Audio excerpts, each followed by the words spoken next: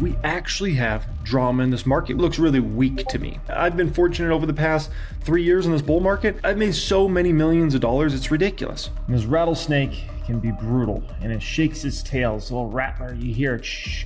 It's like a little warning sign of like, hey man, I don't want to do this. The revenue growth is insane. So we're going to give them a pass on this. Buy the stock. There will be a reckoning on all these stocks, which means a reckoning on the market itself. All right, I'll tell you guys a little something that's going on behind the scenes right now. You're not going to hear this talked about on CNBC. You're not going to hear this talked about on Bloomberg. It's almost shocking how bad this is. His business factually is a dumpster fire, right? Revenues are trending the wrong way for the company. I want you to remember something very important. It is your job to absolutely kill it in the bull markets, make tens of thousands, hundreds of thousands, or millions of dollars, and to survive the bear markets. You do that over 10, 20, 30, 40 years, you'll have more money than you ever know what to do with in this game. Holy smokers, this ain't no dang jokers. We actually have drama in this market. We've been waiting for the longest time to get some drama in this market, and we finally have it. Bitcoin now down over 25% from recent highs. A lot of stocks getting really shaky. A lot of stocks down 20+% just in the past 1 to 2 months. Here we go, baby. We got some things to talk about. So at the beginning of this video, I just want to talk about the market and a bunch of stocks. Okay, we're going to talk about that at the beginning of this video. I know you guys love my commentary in regards to the market and stocks, so we'll speak about that at the beginning of this video. Then we're getting to 5 stocks I bought today. 2 of them are growth stocks, 3 of them are value and dividend stocks, why I went ahead and did it. From there, I want to react to this video, AMD CEO Lisa Su talking about where that business is headed, looking really forward to reacting to that one. And then Anthony Noto speaking about his business here this week in regards to some things they're doing in developments that are happening. Sometimes when the market starts getting shaky, people stop paying attention to the fundamentals. We got to keep our eye on what's actually going on with these business models as well. Okay, so we got a lot to go through. I just need you guys to do one thing before we get rolling here. If you could please just hit that little thumbs up icon. That's all I need from you. And for every single person that's already done it, thank you for doing that. That's all I need from you, okay? Additionally, if you want to be here, subscribe to the channel so you want to see more of my videos in the future, you can certainly do that. We are now at 120,000 plus subscribers here on the channel, okay? So if you've been watching my content religiously this year, what have I told you time and time again this year reminds me of? 2018. I spoke about it time and time again, right? Now, it's always reminding me kind of like an inverse of 2018, essentially, where in 2018, you had a small fall in the market early in the year. This year, we had a dramatic fall early with the market earlier this year. And then in 2018, essentially, you had a massive downfall in the market at the end of the year. This year, I've always kind of pictured like the indexes go down 10% to 10 to 15% range, but they don't get hit as dramatically as the market got hit actually in that 2018 timeframe. Okay. And so let me show you something very important here. I asked my private stock group members, I said, just one of many reasons I love my private stock group. I said, can anybody be a hero in the next 5 minutes and, give me a 2018 to 2025 overlay of the market? Okay. And so a few members of the private stock group were able to do that. Phenomenal. Okay. And so this takes a look at this. Okay. This is 2018, this like orange line here, right?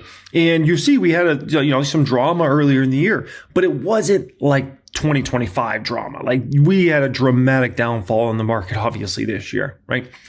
But we had a dramatic downfall basically late in 2018. So what I've always imagined with this year, the way the whole year is set up, because it reminds me so much of it, is basically we're going to have a downfall here at the year end, but it's not going to be as dramatic as it was in 2018, essentially, right? And so that's what this is reminding me of time and time again. And it's just, man, is it looking like it's going to play out exactly that way, right? So we'll see what happens in regards to that. Now, a few things in regards to this, right? What about some stocks? I'm seeing there's another thing I've been talking about for the last, how long? For like the last month, I've been talking about watch out for tax loss harvesting on stocks that have been hammered, right? And we're just continuing to see that on a lot of these stocks that, if you bought RH at any point in the last several years, you've lost money on that stock, right? And it just continues to see that stock downtrend, down another 5+%. PayPal, same exact thing. Nike, same exact thing, right? Celsius is questionable in regards to that. Cava, same exact thing. So you're seeing a lot of these stocks that have just been dogs. Whirlpool would probably be down huge today as well if it wasn't for David Tepper, basically, came out and I think he's up to his 3rd biggest positions now, Whirlpool, which is interesting interesting. David Tepper and myself both have thought that's an interesting stock in regards to Whirlpool, right? But the bottom line is you're seeing a lot of these stocks that have been, just dogs. People just kind of flooding out of them here at the year end. Keep in mind, we still have I think 33 or 34 trading days left in the year. So what you're seeing today might not be the end in regards to some of these stocks that have been hit hard, right? Remember, a lot of people have taken a lot of big profits. If you're a hedge fund, you might own Cava stock, you might own Nvidia, and you probably sold a bunch of Nvidia shares for massive profits, and you're looking at your Cava shares, and you're like, dang, I could offset some of these gains on Nvidia against Cava here. So you go ahead and dump some of that Cava stock, right? And you could just go down the list of these sorts of companies. And so that's what you're continuing to see with these stocks, is the ones that have been hit hard are really getting hit hard. Now you look at big tech, for instance, on a day like today. Let me pull up my big tech watch list. And it's not that bad, because at the end of the day, these stocks have performed in a phenomenal way for the most part. And so people aren't what are you going to tax loss harvest? If you've bought almost anything big tech the last 3 years, you should have made money, right? Almost every single one of these stocks, if not every single one in the last 3 years, you've made money. And so there's just not much to tax loss harvest there. If Oracle keeps going down, let's say today's just a 1 day bounce and keeps going down, then you're in trouble in regards to that. Now, the market itself, I've got to say, guys, what is today telling me in regards to the overall financial markets? Listen, okay, I'm going to be honest with you guys. Market looks really weak to me, I'm looking at Bitcoin. I'm looking at the performance of Bitcoin. I'm so weak. Now down to 95K. It's just not showing any bounce.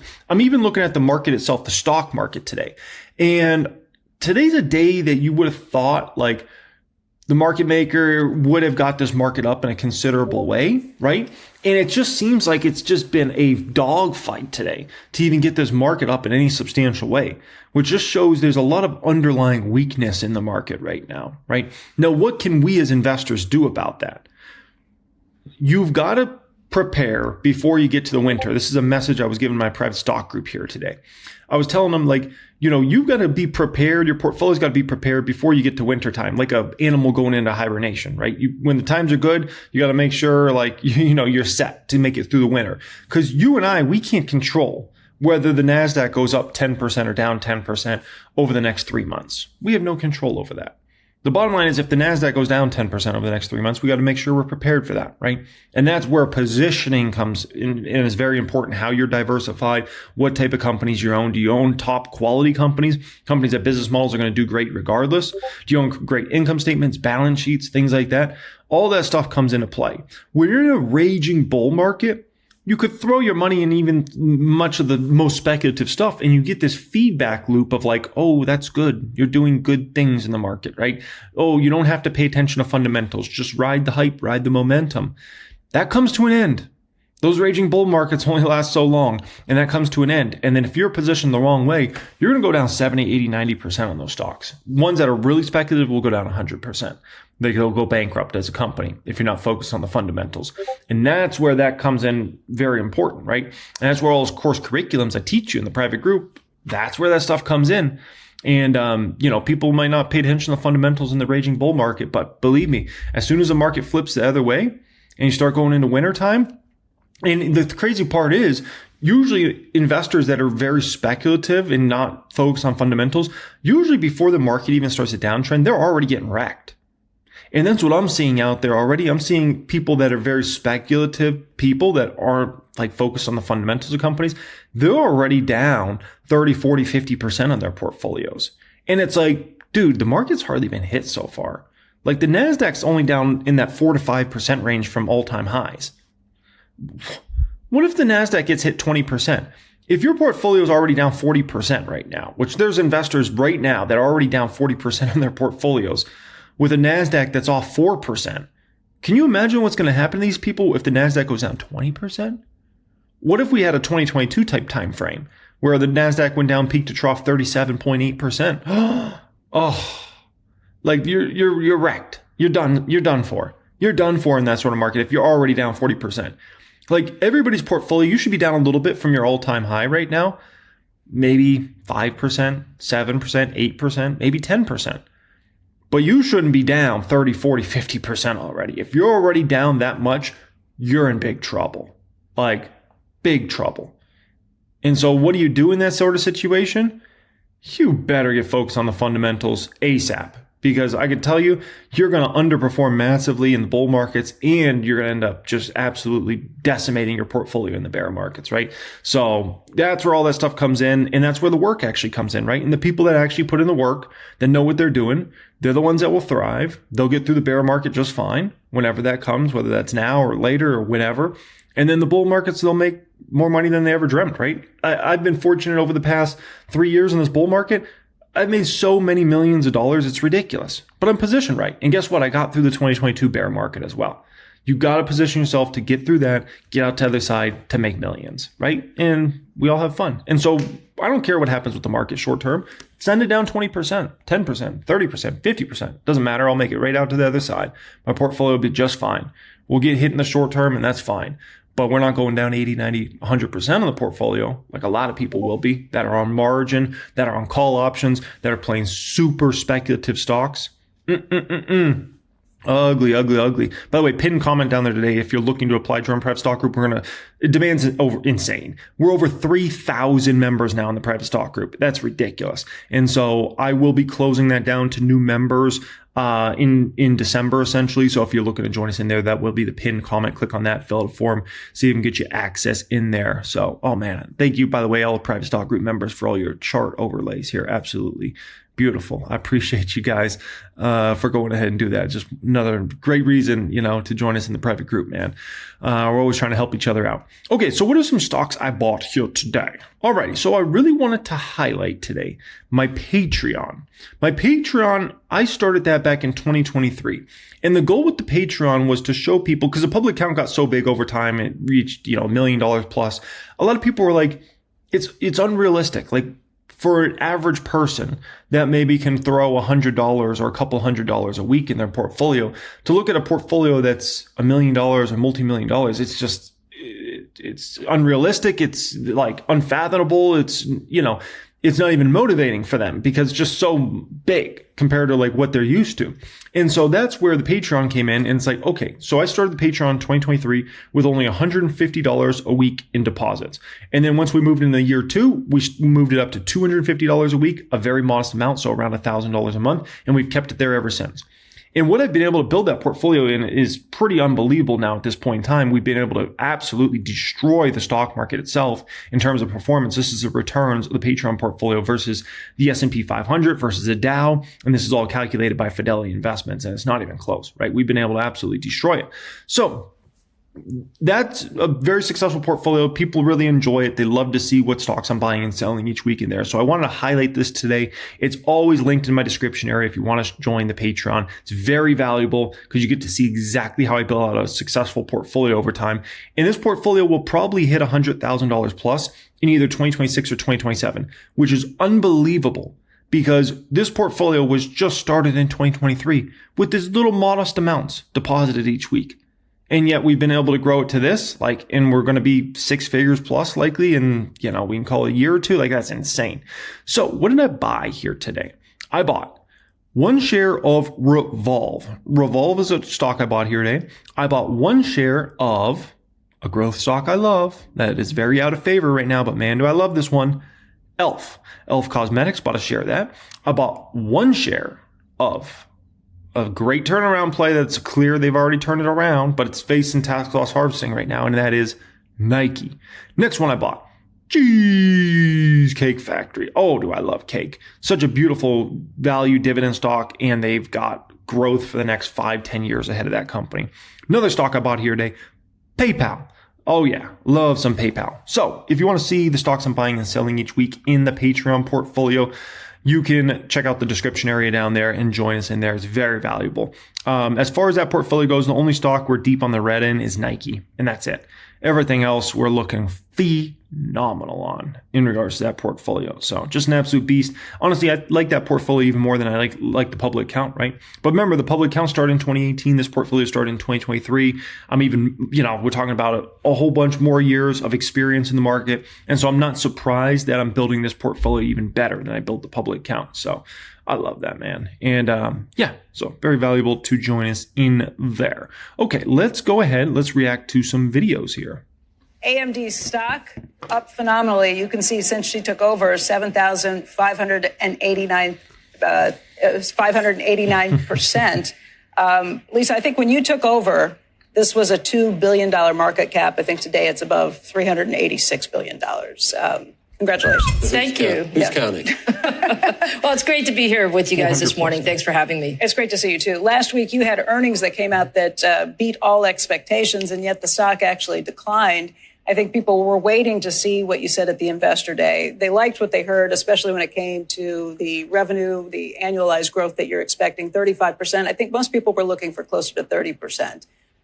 Predictions are hard, though, especially about the future. And I guess the big question is, what makes you so confident? Well, first of all, it was a great day yesterday. It's always nice to sometimes take a step back from just, what's happening on a quarterly basis to really talk about long-term strategy. And it has been, as you said, it's been 3 years since we've hosted an analyst day. But what we thought is there's been so much that's changed in the market just over the last, 12, 18, 24 months that we kind of needed to kind of just take a step back and talk about the company as a whole. And frankly, we're in just an amazing cycle for, technology and specifically around AI. So, back to, the major points. The market is accelerating at a pace that we, just did not understand until, over the last few years. I think we started a couple of years ago, we thought, the AI accelerator TAM might be, $300 billion. And that sounded like a really big number. And then each year we took it up.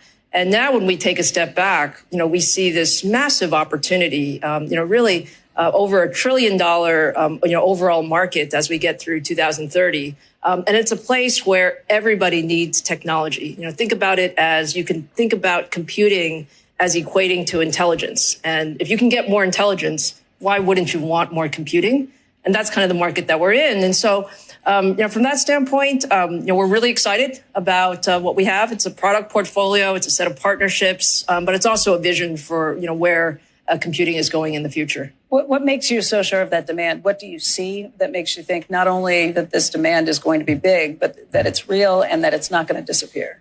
Well, Becky, we spend a lot of time in the ecosystem, and being in this industry for as long as I've been in this industry, over 30 years, I think you see a lot of cycles and you see a lot of technologies take off.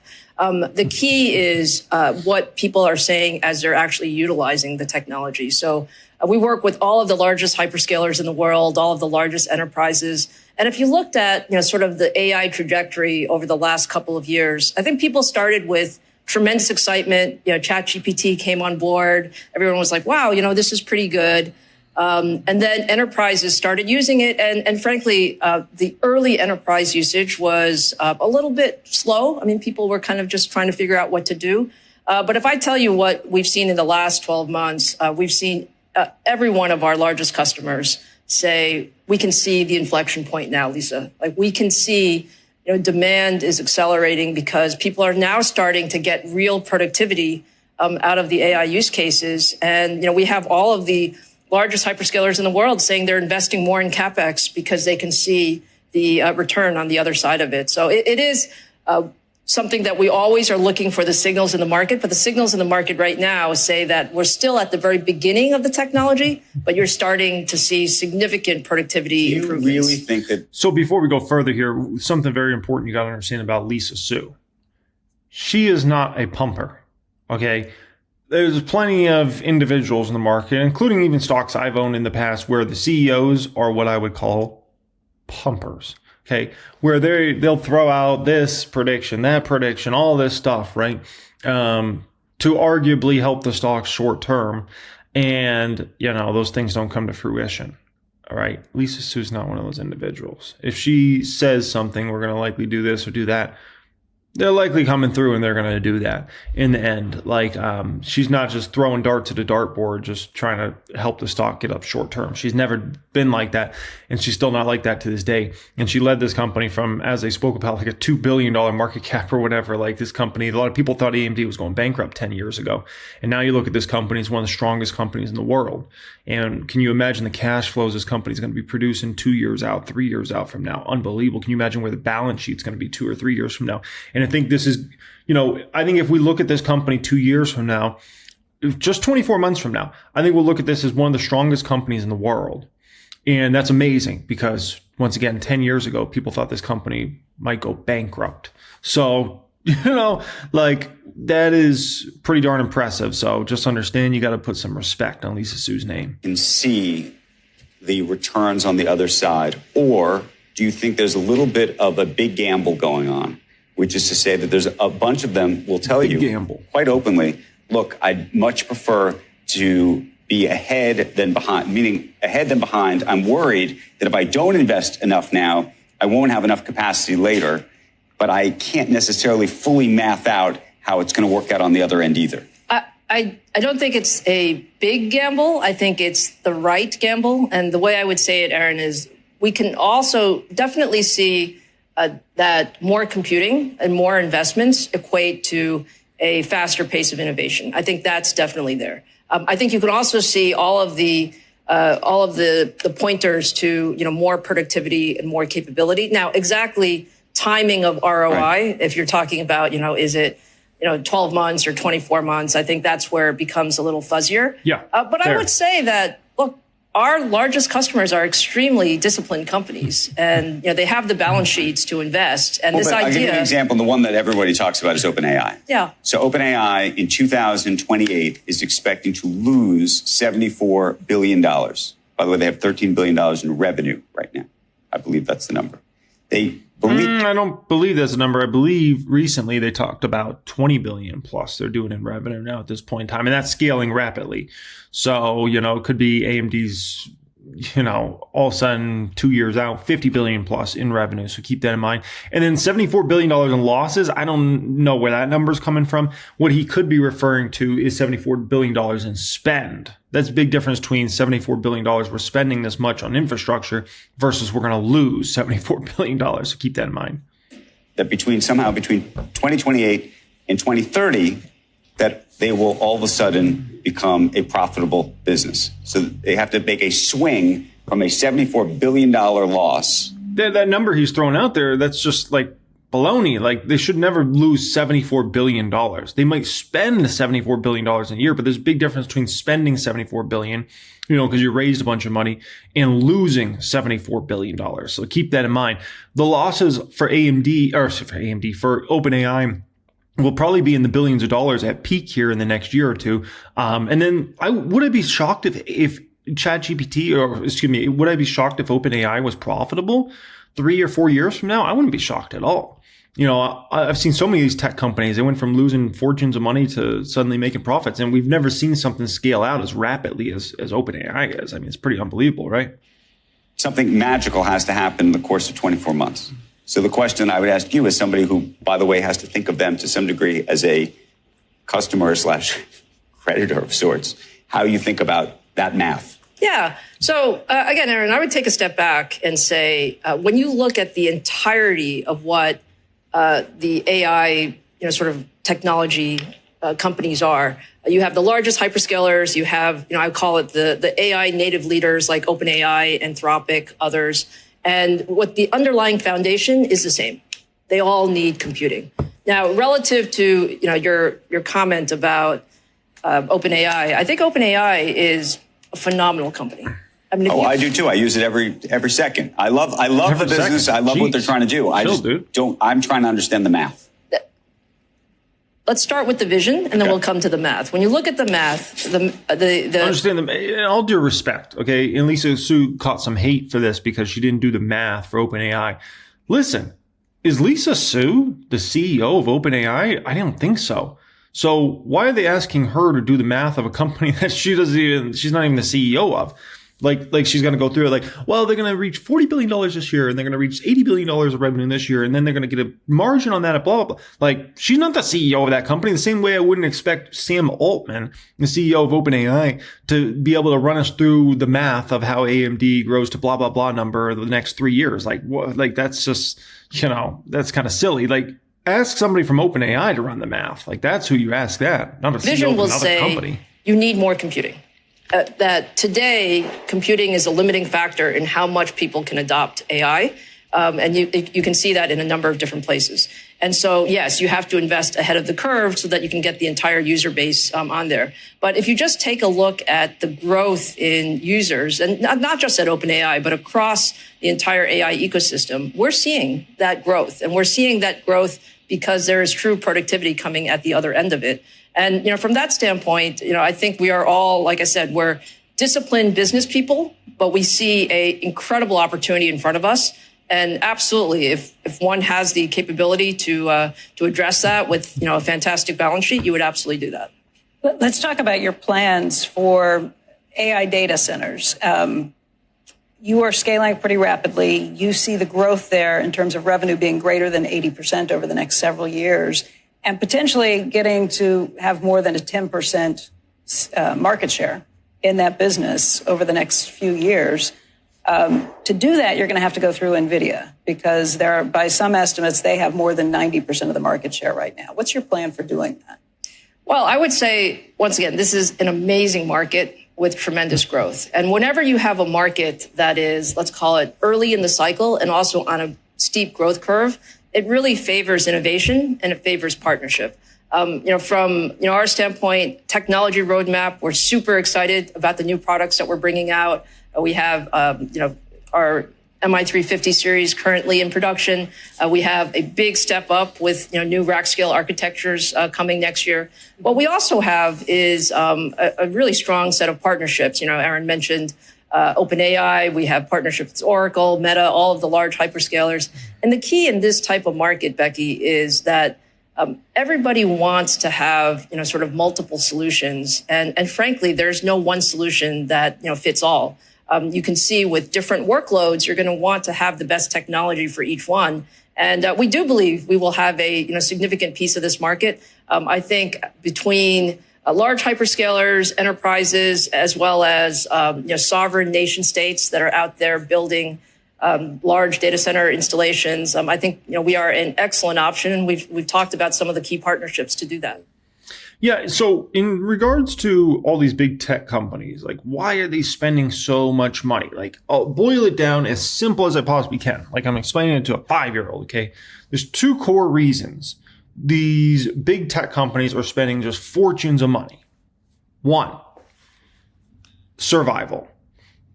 There is a view that if you do not have AI relevant products for your company, that you will become irrelevant over the next several decades. Okay?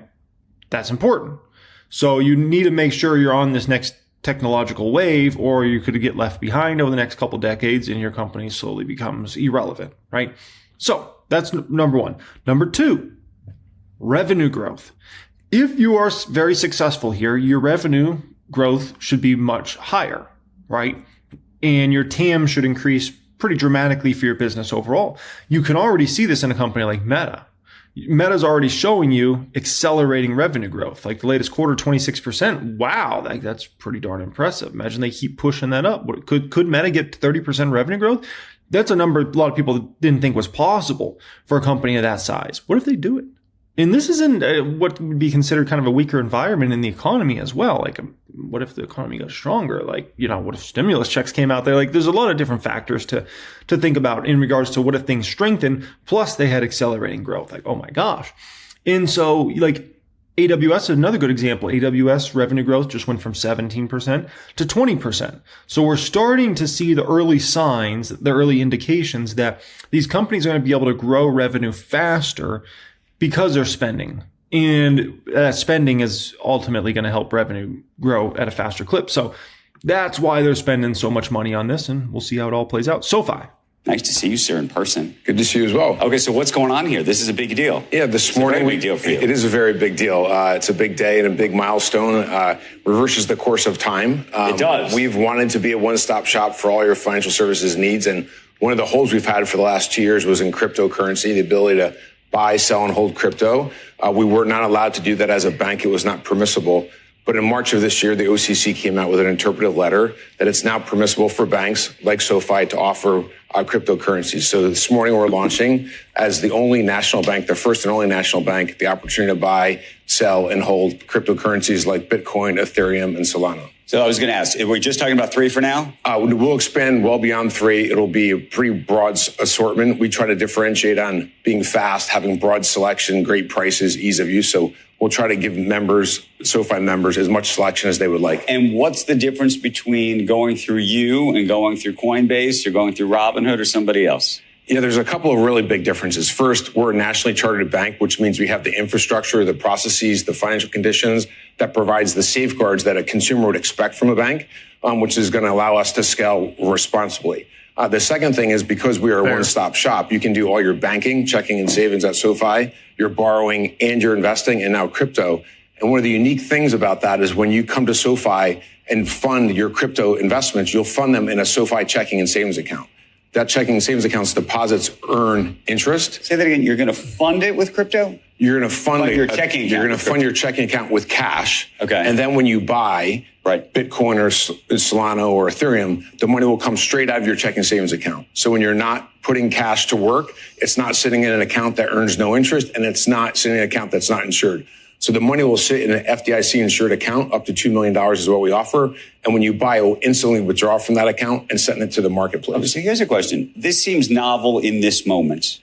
If we're sitting here a year from now, given this OCC decision and every other bank in this country, how novel will this ultimately be? Meaning, do you imagine Bank of America and JP Morgan and every bank, Wells Fargo, all the big banks and everybody else will be doing exactly this? I don't. And a couple of reasons for that. We're the only digital one-stop shop. They do not offer the breadth of products that we offer across borrowing, saving, investing, protecting, and spending. So we have the ability to not just buy cryptocurrency, but we're now providing the ability to send payments internationally via the Lightning Network, which is a crypto network, and we'll add others to that. Why can't why can't some of these sort of more traditional legacy banks do the same thing? They'll have to answer why. I fundamentally believe that we put the member at the center of that what we do, and we focus on these things that are activities to do with your money, not products. And so the SoFi Money account is an account that you can use for international remittance. You could use for self-serve wires. You can now use for crypto buying. You could use for paying friends via an email and Zelle.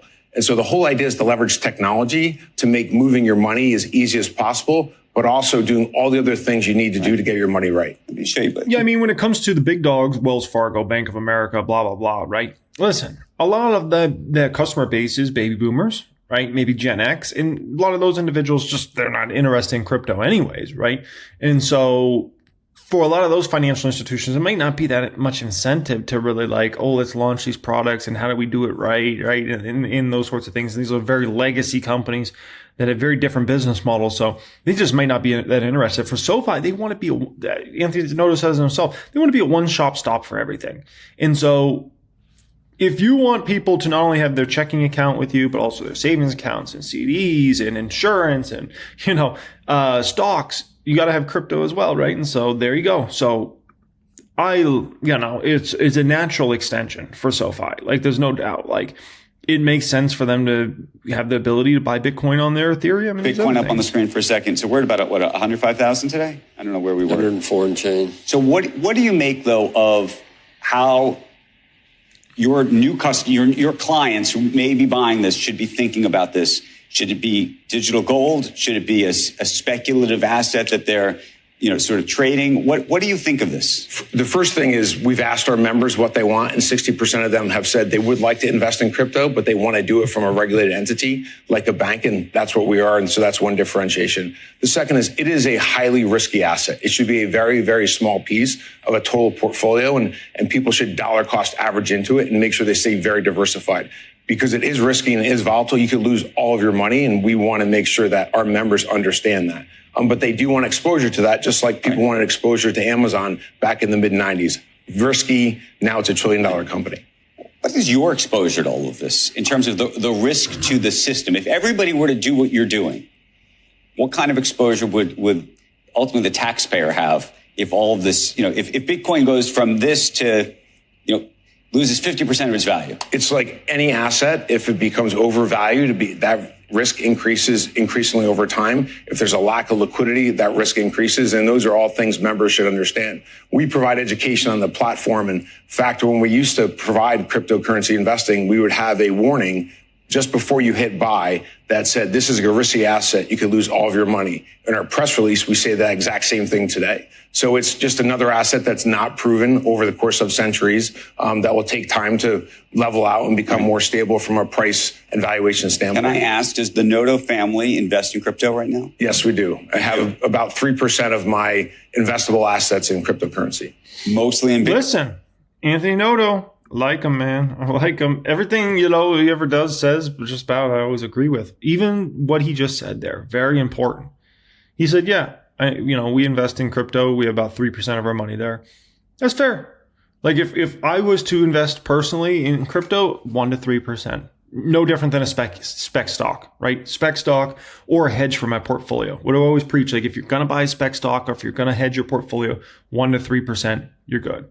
And same exact thing, like if you force me to buy Bitcoin, Ethereum, something like that, 1 to 3%. And, treat it as like a spec stock that like it has big potential, but it also might crash huge. That's the way you treat it. That's appropriate positioning. Or what's the... In my opinion, at least. And we were early? I was not super early. We've done perfectly fine. We have exposure to, because one, I believe we're investing in a technology, not in a currency. The analogy I use with people is imagine if in 1990, you could have bought a piece of the World Wide Web through some coin called the World Wide Web coin. It's very similar to that. These are networks, they're communication networks used for payments and other applications. What do you make? We were talking to Kathy Wood. Was it just this week? Last week. I guess it's Tuesday. Last week we were talking to Kathy Wood. And she, has had a very sort of sky high valuation. I'm done. I don't even care about what Kathy Wood said or didn't say, okay? Pin comment down there if you're looking to apply to join Prep Stock Group before we close out to new members next month. And then if you're looking to join my Patreon, that will be in the description area down there. I grew up in a place called Phoenix, Arizona. It's one of the hottest places in the whole world you can live. And in Phoenix, Arizona, we have something called the Rattlesnake. And this rattlesnake can be brutal, and it shakes its tail. It's a little rattler. You hear it, shh. And if you ever hear that noise, you need to get away. It's like a little warning sign of like, hey, man, I don't want to do this. I'm about to mess you up. Just get out of here. Yeah, if you don't get out of there, it's going to go ahead and send you to the hospital. And so the market's doing a little bit of rattling now at this point in time. We're looking at Bitcoin. Bitcoin, a huge risk on asset, falling under 100K, is now down over 20% from recent highs. Little market rattling going on. We got the Russell 2000 now down 6% from recent highs. Those small cap stocks, it's usually if people want to take more risk, they buy the small cap stocks. If they take less risk, they do not want to own small caps. Ethereum, which we can call Bitcoin's little brother, that one is now down over 30% from its all-time high, down about 32% now at this point in time. This is the past 10 days. Looking at stocks that are very popular on X, specifically stocks like Tesla, Palantir, Robinhood, Hims, and Duolingo. These stocks are very popular on X. If you ever go on X and you're on the stock area of X, you're going to see a lot of these stocks talked about all the time, right? Tesla's down about 15% the past 10 days. Palantir's down 17% the past 10 days. Robinhood's down 18%. Hims is down about 20% the past 10 days. And Duolingo, Little Dingo's down over 30% the past 10 days. The big dog that got everybody very excited just a couple months ago in regards to the AI space is Oracle. And look at Oracle. Oracle's now down 32% from the highs it hit less than 60 days ago. An absolute massive fall for Oracle stock. In this video here today, two core subjects we got to speak about in depth. One is I need to explain the bomb that has been set in the market, okay? And exactly what's going on there. We'll talk about the match and all that good stuff in this one here today, okay? We'll explain that at the beginning. Second, stocks that I'm buying, stocks that I'm selling, moves that I'm personally making out there in the market, given what is going on out there. We'll get into all that in this video here today. It's a beast. I've been prepping this video for like the last 4 hours for you guys. I hope you enjoy this one. One thing and one thing only I need from you guys. If you could please just hit that thumbs up button. That's all I need from you. I hope you enjoy me covering all this stuff for you guys on a daily basis. And if you want to be subscribed here, if you want to see more of my videos in the future, make sure you're subscribed. If you're subscribed, higher probability YouTube will show my videos in the future to you. If you're not subscribed, you never know. You might not even be able to see my videos. So make sure you're subscribed here to the channel. Pin comment down there today if you're looking to join my private stock group, private wealth group, get access to all my course curriculums, a private Discord chat, see the moves I'm making each week in my Fidelity account, the public account, 1000xstocks.com access. Demand in there has been ridiculous. We had over 1,000 applications just in the past 2 weeks. It's been overwhelming. Once you join us in there, we'll send you your Steel membership cards. And if you join us on a lifetime basis, we'll send you your lifetime membership card. This baby right here. We'll send that to your house, and that will be the pinned comment down there. We are closing that to new members in December. So keep that in mind. If you want to join, you better get in there ASAP. Okay. There will be pinned comment down there. Let's play a little game. So the bomb that has been set is pretty fascinating because this is a very complicated bomb. This is not just some like one thing, two thing. No. This is like 7 parts all put together. And it's fascinating to kind of look at it and be like, wow, like all this has been set in place. Like this is actually really fascinating. So part 1 of this is around the biggest companies in the world. Okay, so if we look at the stocks that matter the most to the market indexes, S&P 500, the NASDAQ, they are NVIDIA, Apple, Microsoft, Amazon, Google, Broadcom, Meta, and Tesla, right? Now, 5 of those stocks, Microsoft, Amazon, Google, Meta, and Tesla, they are buying tons of these NVIDIA chips and also Broadcom chips as well. Okay, so NVIDIA and Broadcom are really being supported by these other massive companies. Apple's the one outlier here. Apple's not really spending aggressively on AI right now, which is we'll see if that's the right play or the wrong play. It might be the right play in the short term, meaning the next couple of years. It might actually be the wrong play long term over the next 10, 20 years. We'll know about that over the next 10, 20 years. Maybe Apple slowly, gets eaten away and it becomes slowly irrelevant over the next 2 decades. But in the short term, they might actually end up looking like the smartest ones in the room in regards to this matter. Okay. Now, something very important you got to understand is around depreciation. Okay, so if you go buy a bunch of something as a business, over time, you're usually going to depreciate that, right? If it's, let's say you're building a factory, you're going to depreciate that over time. If you're building a hotel, you're going to depreciate that over time. If you're buying a bunch of NVIDIA chips or AMD chips or something like that, you're going to have to depreciate that equipment over time, computers, all that sort of stuff, right? Anybody that's ever run a business, you know exactly what I'm talking about in regards to depreciation.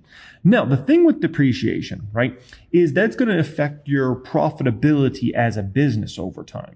It's companies put it in different places. Some will basically do it as its own line item. Some will put the depreciation into SG&A. Some will put it into cost of goods sold, depending upon many various factors. But it actually ends up hitting your net income and your EPS over time, right? So here you are, you have all these massive companies like Amazon, Meta, Google, Oracle, all those big dogs, right? You have them buying these NVIDIA chips left and right? And then they're about to go crazy on the AMD chips as well. Now, these chips can sell for around $30,000 a piece, and they're loading the boat on as much as they can get their hands on, right? You're going to have to depreciate this over time, which means down the road, your profitability is going to get hit immensely as this depreciation hits, essentially, right? So let's say you own company Donkey Doo-Doo, we'll call it, okay? So you go out there and you spend $200 billion on NVIDIA chips and AMD chips because you're like, we got this big AI thing we're going after. We're going to, create $1 trillion company here, okay? So we're going to go spend $200 billion on these NVIDIA and AMD chips, right? You're going to need to depreciate those chips over the next 4 to 6 years, essentially, which once again, it's a non-cash expense when it comes to depreciation because you already spent the money. You already spent the money on these chips, but it's going to make your profitability look way less impressive, right? And so it's going to end up hitting your earnings per share hard. And so in future years, it's going to be harder and harder to boost your earnings per share up in any substantial way because that depreciation you're going to have from years ago when you spent $50 billion on NVIDIA chips and AMD chips, right? And all the stuff to go with that. this is something very important that's going to matter for these companies over the next several years. So if you look at a company like Amazon, for instance, Amazon's a massive company that does huge depreciation. Because why does Amazon have so much depreciation and amortization? Well, Amazon, guess what?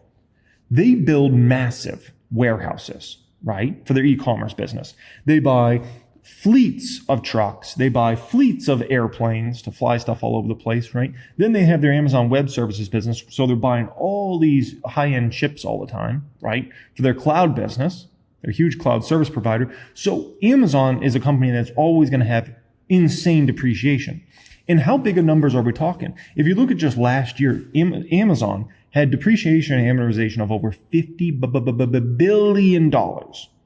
Now, if Amazon didn't have all that depreciation and amortization, imagine what Amazon's net income would be. Imagine what their earnings per share was going to be, right? And so this is something that's always negatively very much affected Amazon in regards to profitability. It's also another reason why people are willing to pay a higher PE ratio for this company, because they understand, like, if it wasn't for all the depreciation, their profitability would look way better than it is. And once again, depreciation is a non-cash expense. So something to keep in mind there, right? Now, the thing is, when we're talking about companies like Google, companies like Meta, Microsoft, all these others, right? Or even Oracle, what is occurring here is they're now becoming very asset-heavy businesses because they're spending so much. So the depreciation and amortization is about to skyrocket for all these companies. And so they're taking their business models from very asset-light business model to very asset-heavy, right? And so think about it in terms of like Shopify versus Amazon. Shopify is an ultimate asset-light business model, right? They're not trying to build massive warehouses and do all the infrastructure that Amazon. Amazon's very asset-heavy. Two very different business models, right? And both can succeed. The thing you have, though, is you have all these companies that were asset-light, like the Metas and the Googles and Oracles and all these companies, now going to asset-heavy. Now, the other thing to keep in mind with an asset-heavy business is what? I'm just dropping gems for you guys. Stay with me, okay? The other issue with an asset-heavy business model is lower margins. Usually, if you're going to go asset-heavy, lower margins. Look at Amazon's margins versus Meta's margins versus Google's margins versus Apple's margins. It's a night and day difference, right? A night and day difference. Your margins go down substantially when you start going more asset heavy and you start getting hit with that major depreciation. So this matters significantly here, ladies and gentlemen, and this is an issue we're starting to run into.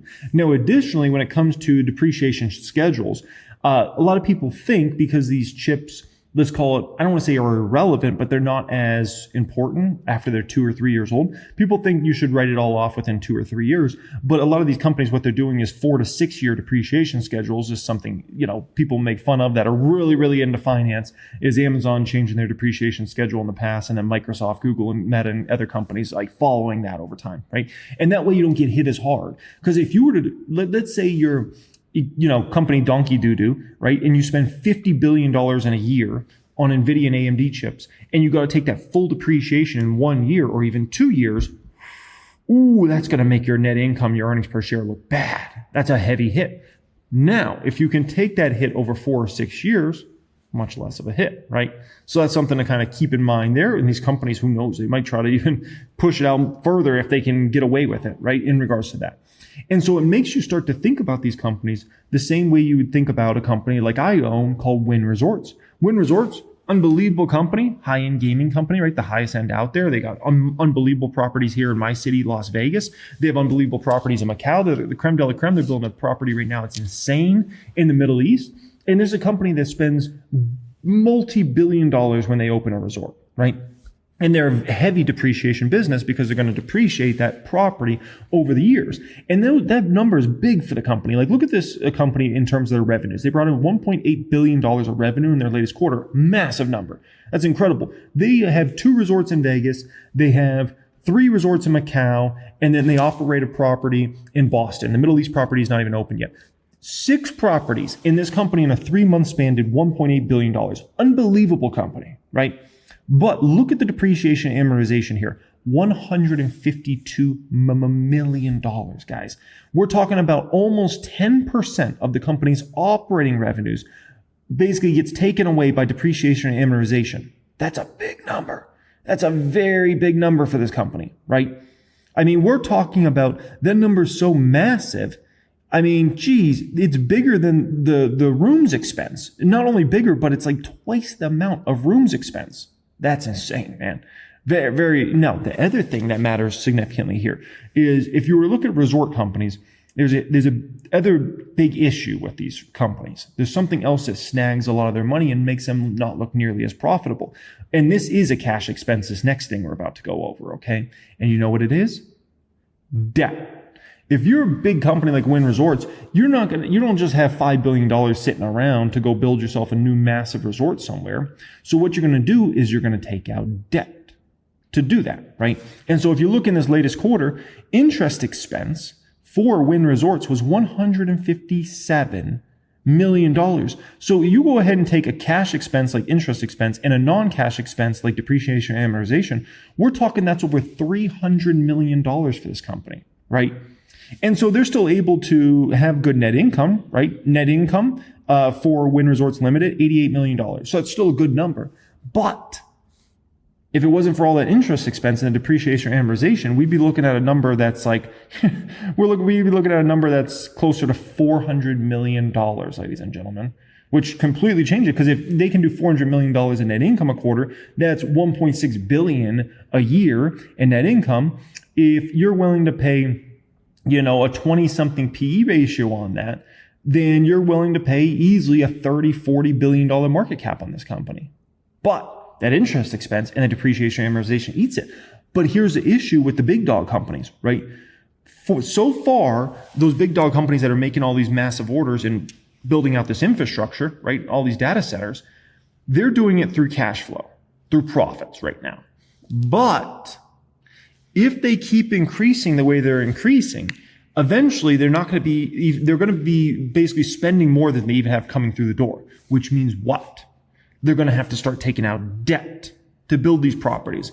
And so it's all being cool until we've gotten to this place right now where people are looking and you hear Meta saying they're going to spend a lot more next year than they spent this year. And people are like, excuse me? So you're going to spend more money in the next year on infrastructure than you even have coming in terms of profitability. So what are we looking at here? Are we looking at taking out a bunch of debt? And that's the same way they're going to be looking at Microsoft, or Oracle's already debt loaded. And there's a lot of people that believe they're about to go insane with debt levels, right?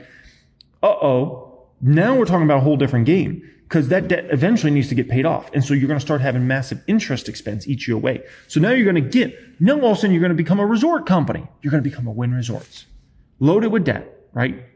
And tons of depreciation and amortization. All of a sudden, people aren't going to look at these stocks as like the holy grail stocks anymore. The holy grail stocks were high margin, asset light. Oh, beautiful. And they can just flood money in like an ATM machine and just buy back shares. Now people are like, they're going asset heavy. Margin's probably going to go down. Massive depreciation. All of a sudden, they start taking out debt over the next couple of years. You got a bunch of interest expense. And people start saying, do we really want to own big tech? And guess what? Like we started this video, big tech is what runs the market. Could we have a changing the guard? Now, this is why this next part's very important. Oracle, Meta, Google, Amazon, Microsoft, Tesla, all these companies that are spending fortunes on all these chips and all this infrastructure, right? They better start to show massive revenue growth in 26, 27. If they don't, and if they just are still growing around the growth rates they've been growing at, people are going to start flooding out of these stocks. And the reason being is you're now several years into the chip cycle. Remember, these companies all started ordering these chips in 2023. And then they upped the amount in 2024 and upped it in 2025. Now, we've seen nice acceleration of growth in Meta. Meta, latest quarter, they grew revenue 26%. The issue is even for a company like Meta, they got to keep growing 26% or maybe even take that into 30s. To justify all this spend, where investors say, okay, we get it. They're spending like drunken sailors, but you know what? The revenue growth is insane. So we're going to give them a pass on this. Buy the stock. Google, Amazon, Microsoft, all these companies, Tesla, they better start coming through with insane revenue growth in 26 and 27. If they don't, there will be a reckoning on all these stocks, which means a reckoning on the market itself, right? Where you can see many of these stocks fall 20 to 40% from these levels they're at right now. as investors push back and say, dude, we don't like the way your business model is going. You're going from asset light to asset heavy. You're going to massive depreciation. You might start taking out debt. We're good. We'll buy something else. Like we don't want what you're pushing. Okay. The only way they can get away with it is that if they start having massive growth rates, because then that would show investors like, okay, yeah, they're spending so much, but look at the revenue growth. That's a distraction. And so then you could get away with it.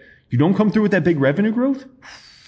Like Amazon took their AWS growth this recent quarter up to 20% from 17. That's a good start. They better keep that going. You need Amazon to start getting to AWS growth of 25%, 30%, 35% for people to say, okay, Amazon's spending a fortune, but look at that growth, right? It's all going to be worth in the end. You need somebody like a Meta to accelerate growth rates up to 30% plus. So then everybody say, you know what? Okay. Yeah, they're spending a fortune, but look at it. It's clearly producing results, and they're massive results. Because 26% growth is not getting investors excited enough now at this point in time. So the sweat is building. It is building now at this point in time. That was just part one of the bomb, by the way. That was just part one. Part two of the bomb is we have a market that's very rich. We all know that. I've been talking about it on the channel for the last several months now at this point in time. Forward P is high, right? We got a forward P on the market of about 23, which if you look at any point in the past 5 years, very high. And guess what? Every time it usually reaches right around this level, guess what happens? Market falls a bunch, and that forward P comes down substantially. So we're at a point in time now where you're looking and you're like, looks like the market's due to have a little come down here.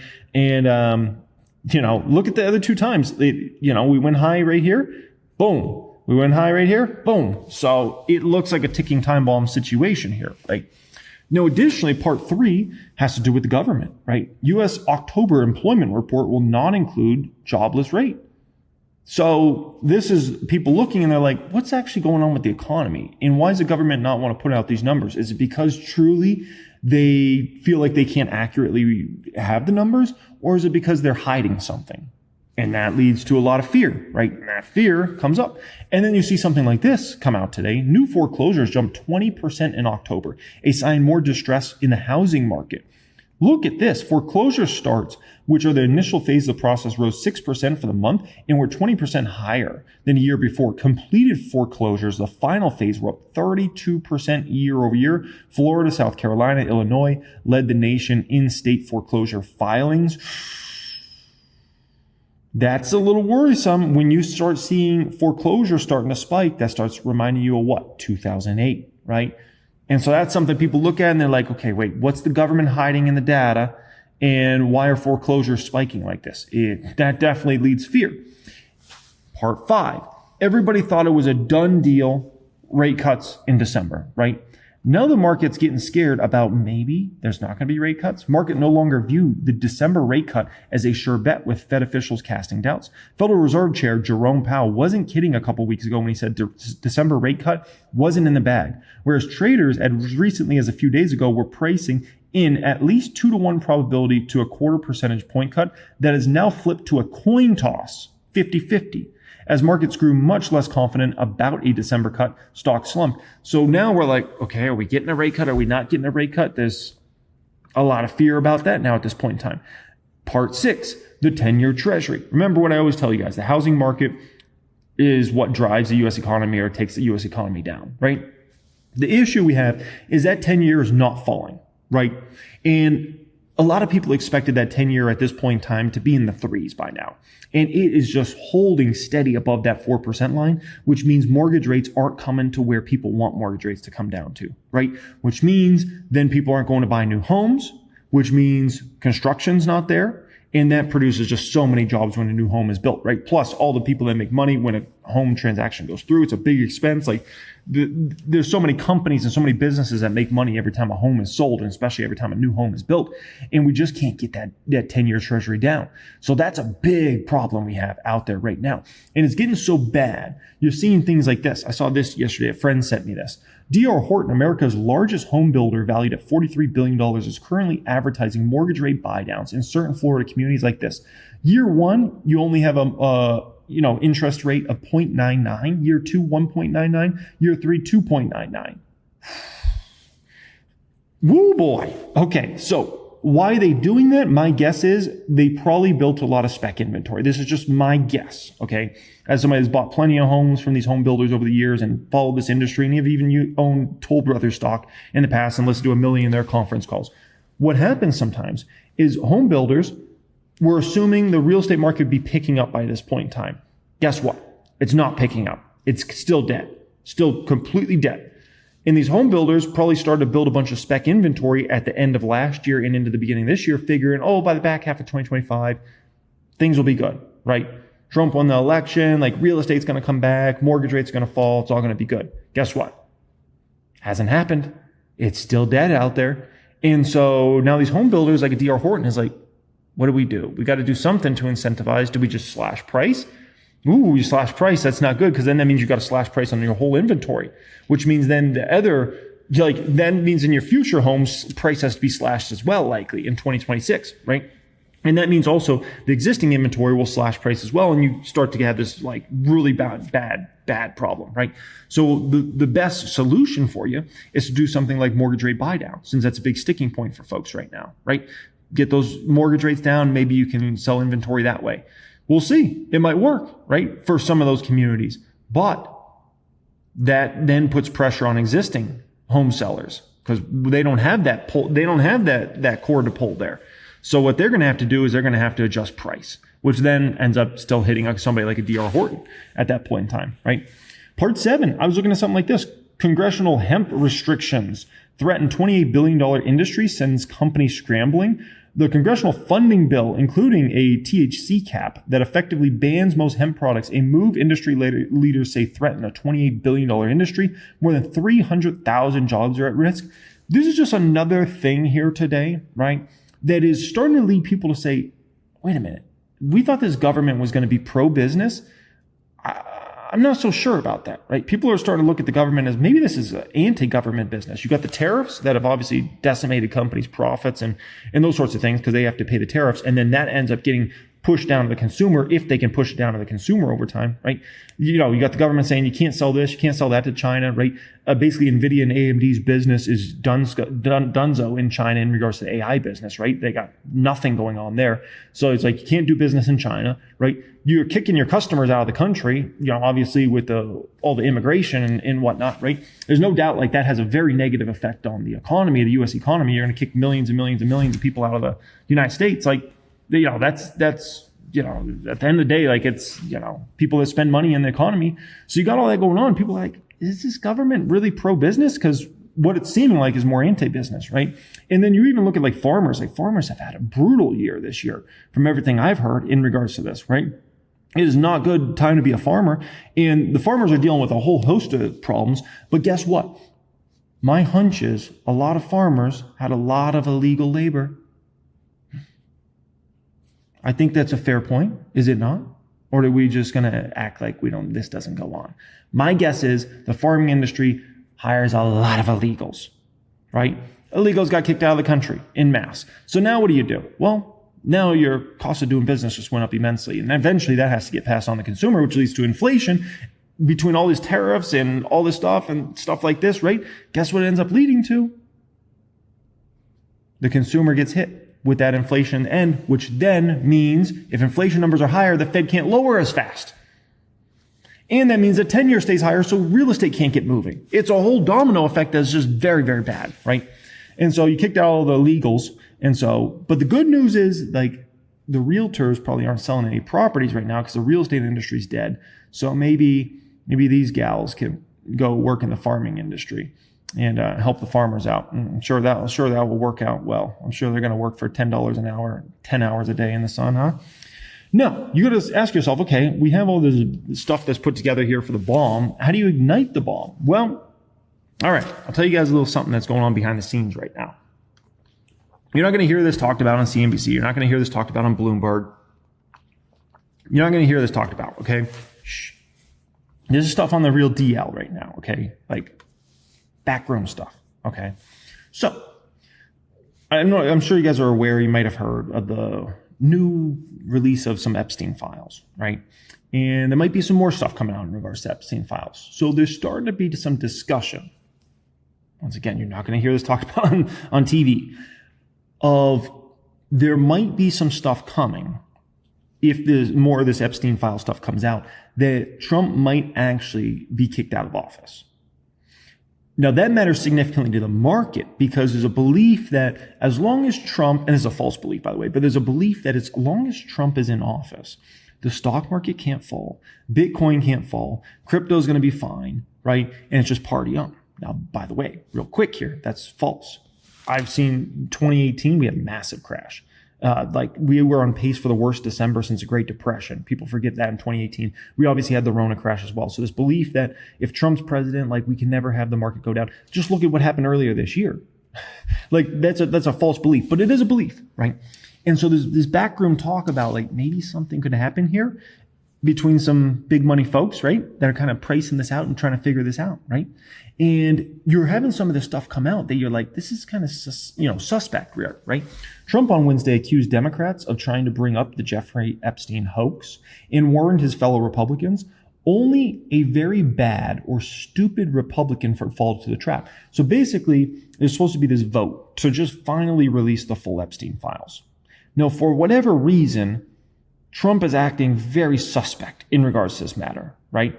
Saying basically, if you want these out, you're a very bad or stupid Republican.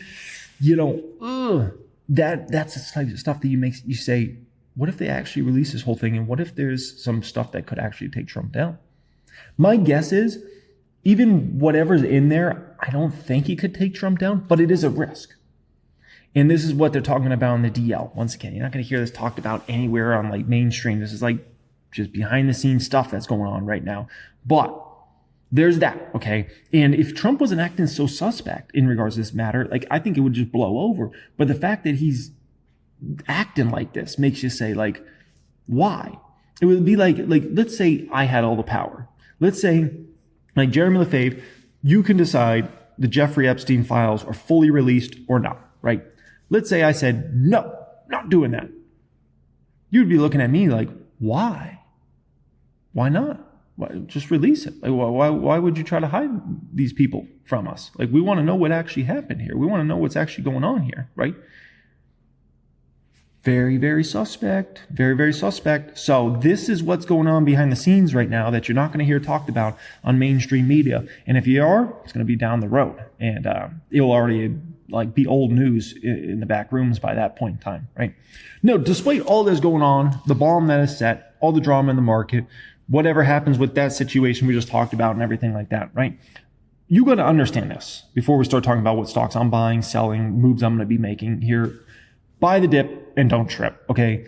Listen, this drama show we have this year, this is just another drama show. It's just one of many, right? At the end of the day, the bull markets are an incredible force that cannot be messed with.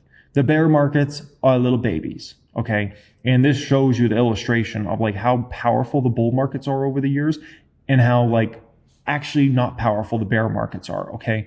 And so buy the dip, don't trip. Whatever happens in regards to this stuff is going to happen. All this is going to be like old news, like just like every other president in the past and every other person in the past. Like it's going to come and it's going to go. Okay. At the end of the day, the market's going higher long term. Where the market is 30 days from now, it's your best guess. Okay. Where the market is 30 years from now, a lot higher than it is today. Okay. Where great companies' stock prices 10 years from now, massively higher than they are today. Where a company's stock price is 10 weeks from now, have no clue. Okay. That's the bottom line in regards to that. Buy the dip, don't trip. Okay. Alrighty, next thing up here. Stocks I will buy, sell, moves I'm thinking about making, all that good stuff. Let's talk about that. Okay. Okay. So I put this in the Palantir chat inside my private Discord chat here today. I said, I just sold my Palantir hedge in my private portfolio also right now. I no longer am hedged against the stock. Stock might have more downside ahead, but I just don't feel super comfortable betting against Palantir. The fundamentals are just so ridiculously strong. And yeah, that's the thing with Palantir. Like the valuation's insane, but I was able to get out of that with a profit. And I was like, I got a nice profit here. Let me just take this and put this into some long positions I like now at this point in time. So yeah, I'm no longer betting against Palantir stock from this day moving forward. Doesn't mean it can't go down more. So do keep that in mind, right? What about my hedge on Tesla stock they have in the public count? Now up about $7,000 on that in a pretty short amount of time. Listen, I have no rush. in regards to getting out of this particular position.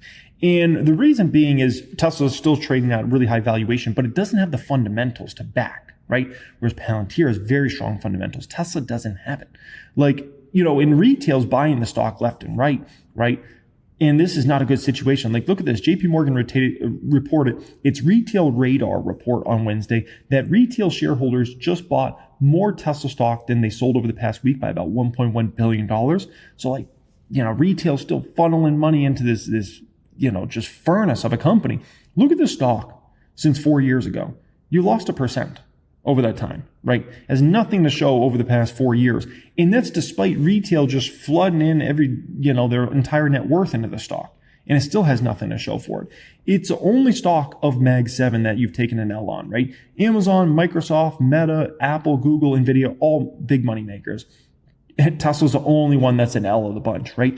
And it really comes down to the fundamentals of the company are a mess over there. It's not like it's just down because it happened to be down or because it was overvalued. It's down because the fundamentals are really bad at this company. Look at this. This just came out a few hours ago. U.S. Consumer Protection Safety Commission. Tesla recalls Powerwall 2 AC battery power systems due to fire and burn hazards. Risk of serious injury or death. Tesla's recalling Cybertrucks again. More pieces are falling off of the Cybertruck, right? Cybertruck was supposed to be this great selling truck that had so much hype, and the sales numbers have just been one of the saddest things you could ever see in history, right? Tesla continues to tank in China when it comes to their China sales. Tesla sales in China dropped to 26,000 vehicles in October, their lowest in 3 years as a U.S. electric vehicle maker struggles with tepid demand in hyper-competitive market. Sales fell 35.8% from a year earlier, down from September's figure of 71,000 when Tesla began delivering Model Y L, a longer wheelbase, and a 6-seat version of its best-selling Model Y SUV, now only available in China. That's a disaster. So the Chinese market, which has been so important for Tesla, is just getting worse and worse for the company, right? Sales in Australia have fallen off a cliff. They only sold 916 EVs in Australia in the month of October. When it comes to their European business, in Sweden, Tesla registered only 133 new vehicles in October, a nearly 89% drop from a year earlier. That's insane. Sales also plunged 50% in Norway, 47% in Netherlands, 30% in Spain.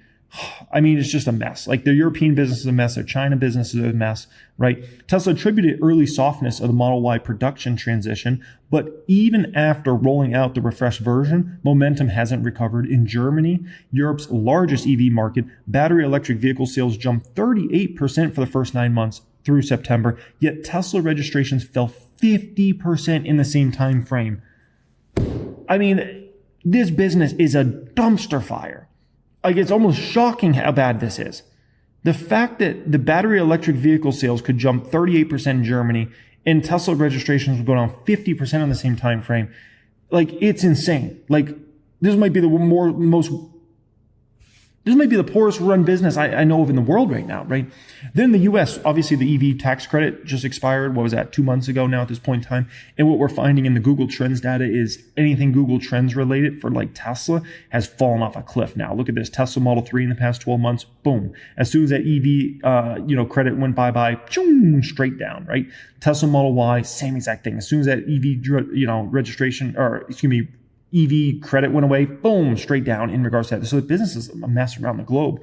Meanwhile, you got Elon Musk out there trying to pump the stock as much as he can. He goes on Joe Rogan all the time. Went on a year ago, went on 8 months ago, just went on again 13 years ago, right? And this man needs to focus on his business. His business factually is a dumpster fire, right? Revenues are trending the wrong way for the company. Earnings per share has fallen off a cliff. Their sales in basically every single market's bad.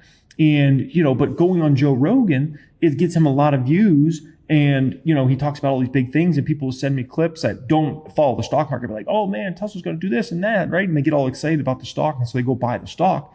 But meanwhile, what he should be focusing on is business. So he actually had good fundamentals, right? And in regards to Doge, like, I didn't want to talk about that. I was going to talk about that, but it's not even worth it, right?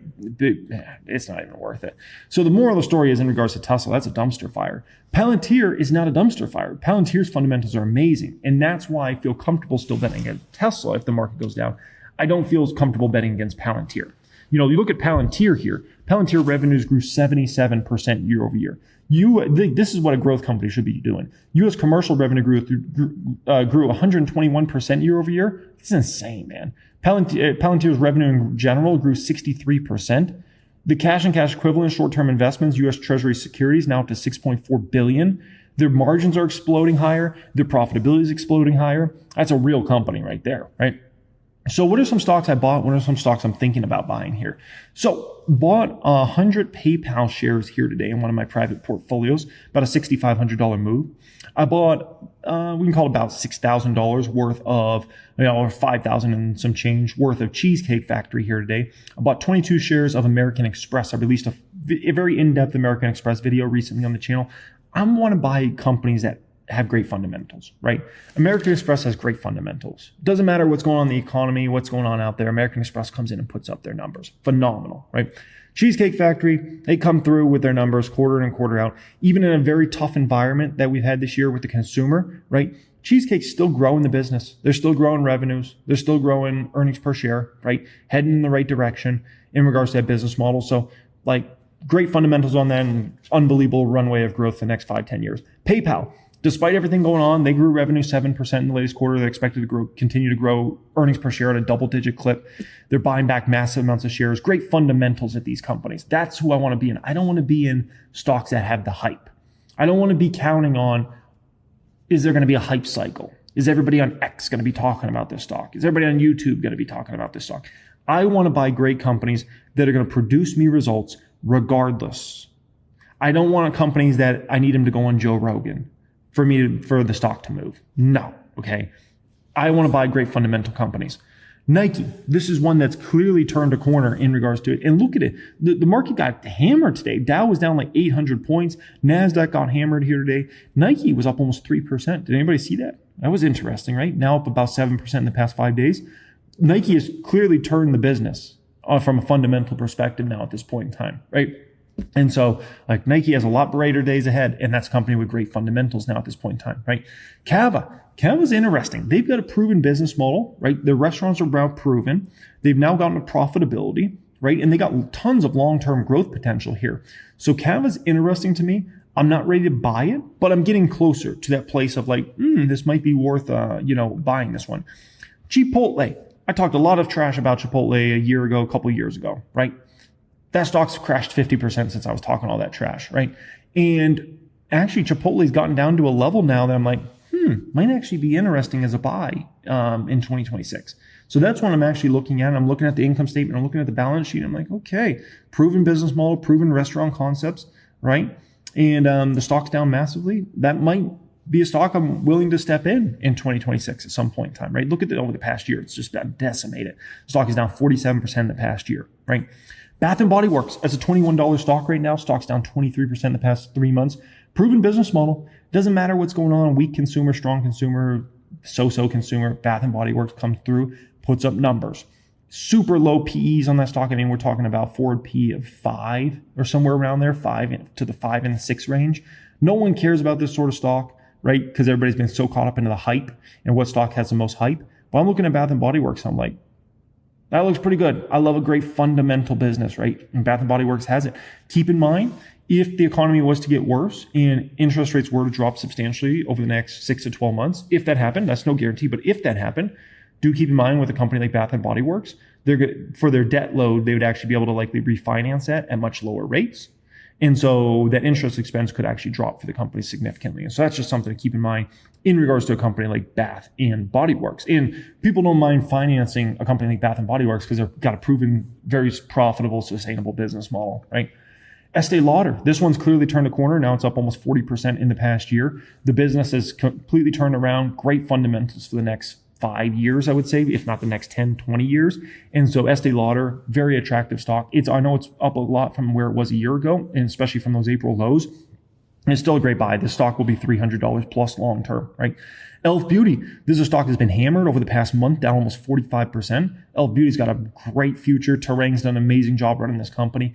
And their days of glory again are coming in regards to the stock price, right? Everything's going to be what it's going to be in the short term in regards to this, but the fundamentals of business look phenomenal, right? They got the price increase that's going to start to really positively affect them this next quarter, they'll report. Additionally, they have the road beauty growth that's going to start to very positively affect them next quarter as well. A lot of these one-off expenses that they've had to go through, like that's going to come off. And then they got the international growth, and their products are priced in a way that they're going to sell regardless of where the economy is. If the consumer strengthens over the next year, if they weaken over the next year, if they stay the same over the next year, Elf will be able to put up their numbers. So I really like that one. Okay. If you're looking to apply to join private stock group, private wealth group, that will be pinned comment down there. Access to all my course curriculums, private Discord chat, moves I'm making, all that good stuff. Pinned comment. And once again, we're closing that to new members starting next month. So if you want to get us in there, you better apply ASAP. That will be pinned comment down there.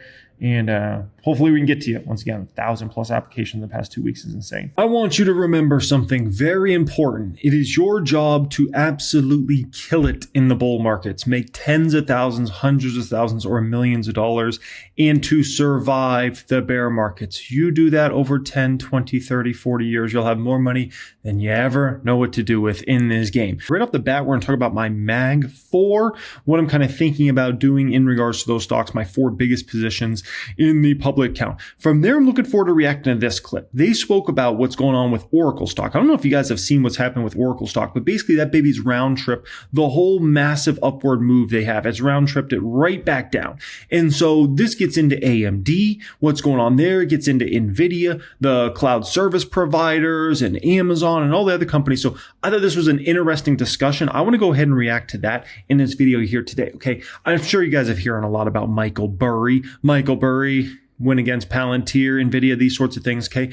I thought we'd spend just a moment talking about Mr. Burry, okay? From there, I'm going to share with you my entire possible buys watch list and share what stocks I'm most excited to buy in the very short term versus maybe waiting a few months on and those sorts of things. So action-packed video, folks. It's busy, I'm busy all the way until Christmas. I appreciate y'all for being here. One thing and one thing only I need from you. If you could please just hit that little thumbs up icon, that would mean the world to me. That's all I need from you. If you could just do that, you're the best, okay? Additionally, thank you everybody that's already done that. And if you haven't subscribed here, you want to see more of my videos in the future, subscribe. We have over 120,000 subscribers here on the channel. Appreciate each and every one of you for being here. Okay, so a lot to get into in this one here today, ladies and gentlemen. My Mag 4. What is my Mag 4? It is Metastock. It is AMD. It is Amazings on Amazon. And it is Palantir. Palantir is crazy because that stock, I have sold by far and away the majority of my shares, and it's still somehow the 4th biggest position in the public count, which is just ridiculous. And thinking about it now, if I still had all of my Palantir shares, and I didn't take all, because I've sold so many shares this year, if I didn't sell any, Palantir would be close. You know what? No, I think Palantir would actually be the biggest position in the public account right now, which is crazy to think. But yeah, we've always taken a lot of profits, but that one's been insane, right? Now, listen, in regards to this, AMD and Amazon, I've got in Meta. Let's talk about these 3 specifically. Listen, in regards to Amazon is a stock I would love to continue to build into a much bigger position than it is right now. Right now, that position size is $379,000. I would love to get it well over $500,000 in regards to Amazon stock here. And the reason being is, everybody's so focused on AWS and how that growth is just accelerated and the AI opportunity there for Amazon over the next 5, 10, 15 years. That's phenomenal. Great. No one is paying attention to the e-commerce business right now. When they have flipped that business into profitability territory, international, and they continue to build that business in North America as well. And I think everybody's losing sight that Amazon's about to push into a massive industry that is going to take Amazon from a service that people, when it comes to e-commerce size, from a service that people are used to using maybe once a week or maybe once or twice a month, into a service that they are consistently using likely multiple times a week. And you know what they're pushing into hard? Grocery. No one's talking about this yet, like in any substantial way, but they're pushing hard into grocery. And I think this is going to be a huge thing for them over the next 5 years. It's been a matter of time before they go hard on grocery. And it seems like we're finally getting to that place. And so I'm expecting their grocery business to absolutely boom over the next 3 to 5 years. That's going to create a bad dynamic for the grocery stores because this will take market share away from the grocery stores. Because Amazon, understand, they have these massive other profitable businesses. They'll be able to undercut competition. Like if they want to undercut Kroger's pricing, they could do that easily. Walmart, who do you want to put? They'll undercut everybody. You know why? Because those other companies, they can't afford to basically go down to whatever Amazon's charging. So if Amazon wants to way undercut the whole grocery industry, they can do that. And so just understand, Amazon's about to become a much stickier app than we've ever seen in any point in its history. Because, it's one thing for somebody to say, I need to order, a raft for my pool. Let me go to Amazon to order that, right? And they, order something on Amazon every 2-4 weeks. It's another thing if they're used to getting their groceries there. Then they're going on Amazon all the time. And then Amazon has way more opportunities to, guess what? Sell you more things. This is serious. No one's talking about this. And I'm like, guys, this is like the next big thing for Amazon. Everybody's so tied up in AWS and all that. And I'm like, okay, there's other business people should be paying attention to. AMD. So when it comes to AMD, here's the deal. I posted this on X here today. Not sure if you guys follow me on X. I'll have that linked as the pinned, or not the pinned comment. The pinned comment today will be if you're looking to apply to our private stock group. Keep in mind, we're closing that to new members in December. So if you want to join my private stock group, you should get in there ASAP. That will be the pinned comment down there. Access to all my course curriculums, teaching you everything I got up here, access to the Discord chat, the moves I'm making each week, all that good stuff, pinned comment. Down there. So also in the description area, I always have my X link down there. I said there's 35 trading days left in 2025. AMD 300 is possible if the market keeps its cool. And yeah, I gotta say, ladies and gentlemen, I really do think AMD has a potential to get to 300, but the market can't go down a bunch. Like if the market, if let's say between now and year end, the market dropped 10% like that, good luck to AMD getting to 300. That's just like put it like this. It's like swimming against the ocean and the waves are like coming straight against you, right? Yeah. It's possible, but it's not going to be too dang easy when you got massive waves coming at you and you're trying to swim against those waves, right? And so if the market can just be like flat or even uptrend between now and year end, I would not be shocked at all if AMD gets to 300 plus. I don't know if you guys heard the growth rates Lisa Su was talking about in regards to the investor presentation and whatnot, right? And I posted this. So Lisa Su's talking about 35% CAGR for the next 3 to 5 years when it comes to revenue, right? Now, we know Lisa Su likely sandbags. So I just ran some math here. I said AMD should get to $150 billion in revenue in the next 5 years.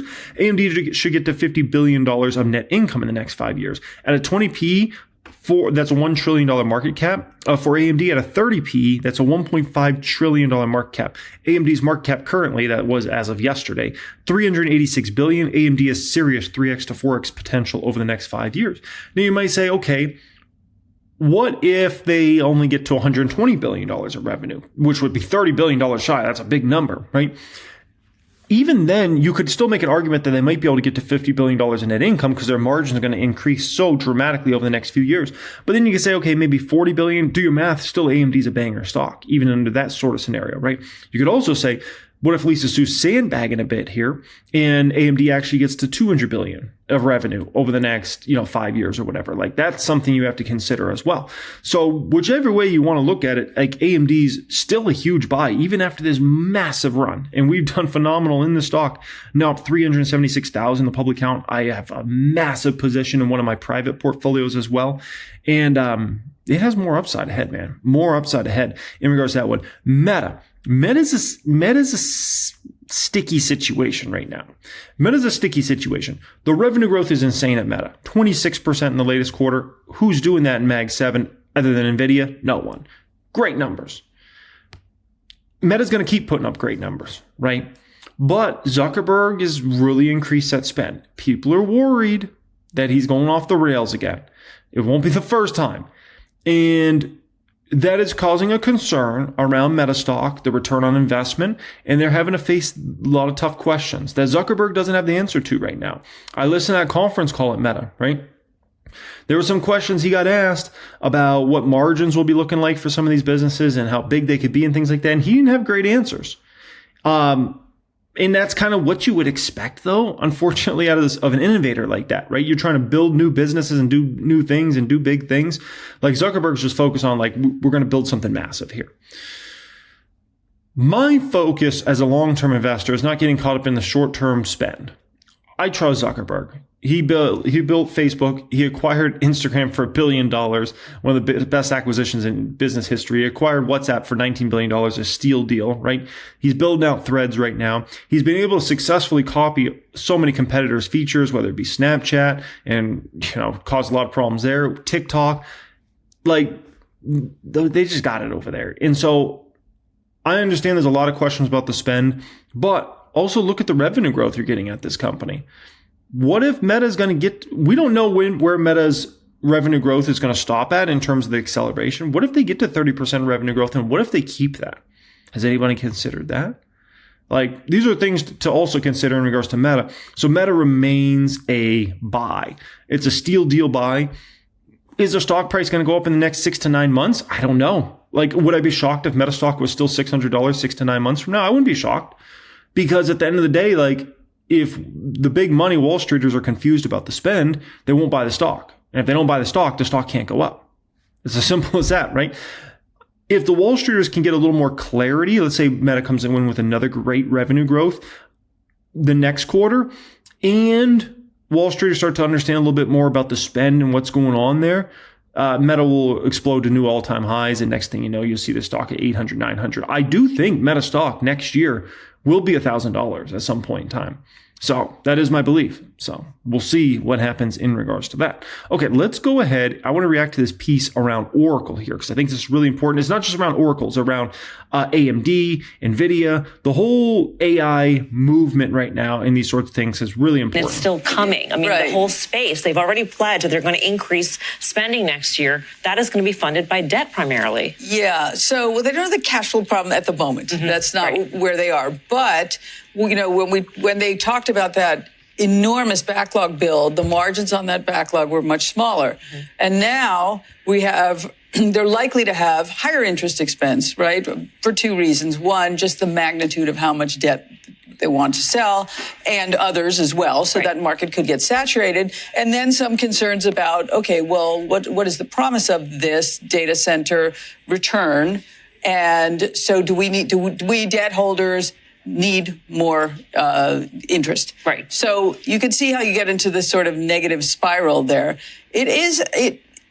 I don't know how much of it to make is just a little bit of like a frenzy right now. My gut is that it's more structural than that. It is a bigger problem. Even while we're talking about this just today, right? We saw huge deals. It's almost like a race to just get your headline number out there.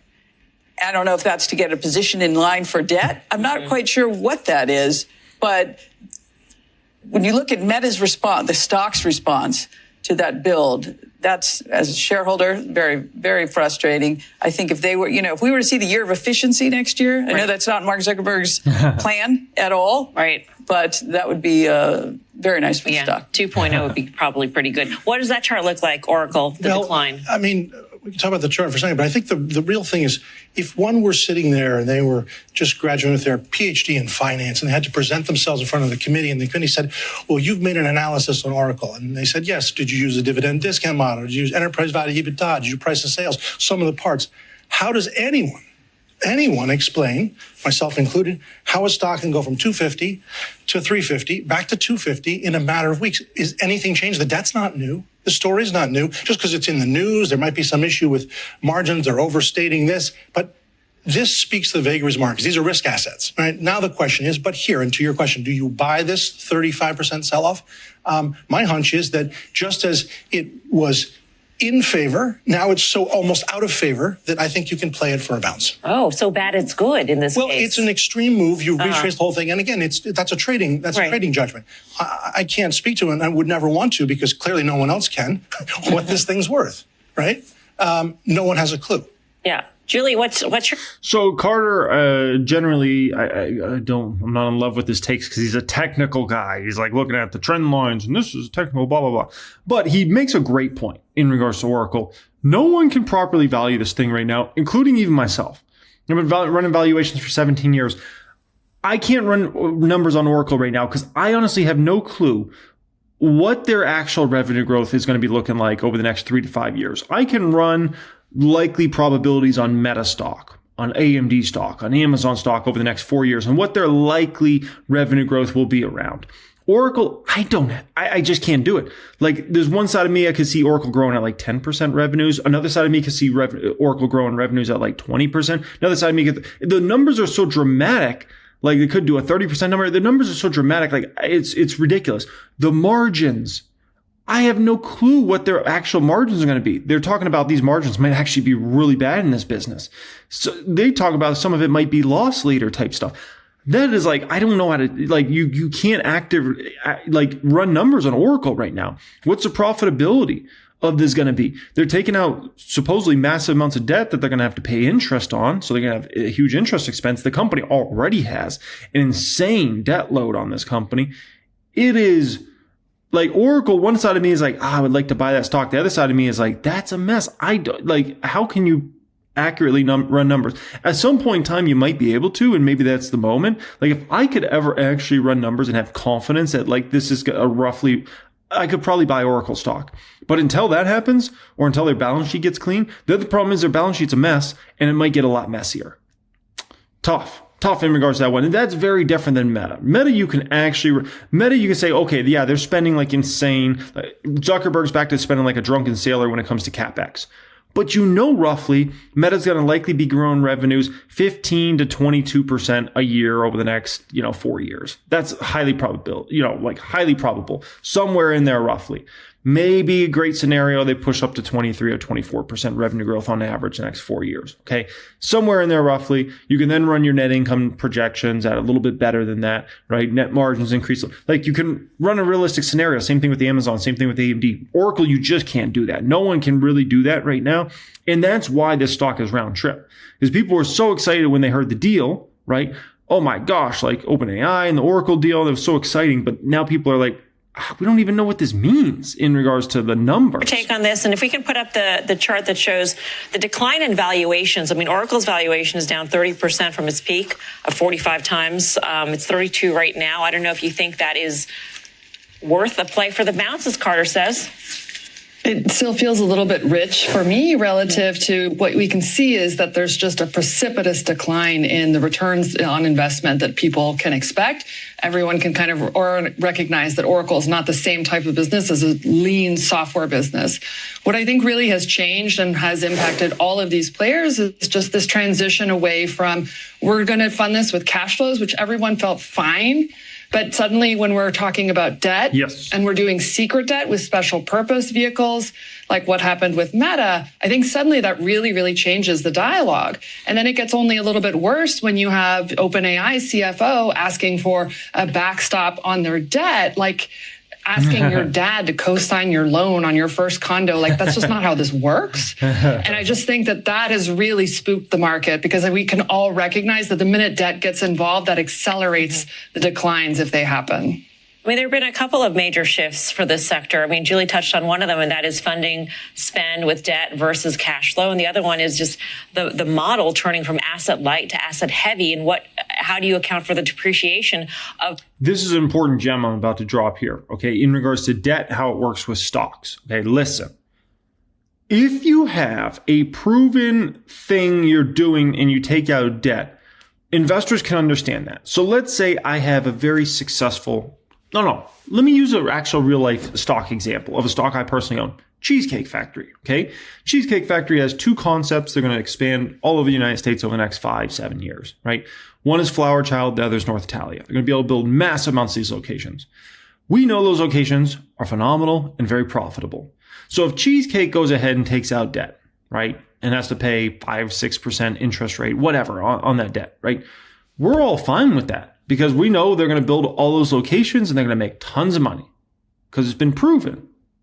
Now, where you have a problem is when you're a company and you're going to spend on this technology that's unproven. No one knows if it's going to be profitable. If it's going to be profitable, how profitable, what are the margins going to be? What's the actual revenue growth rate? No one knows anything.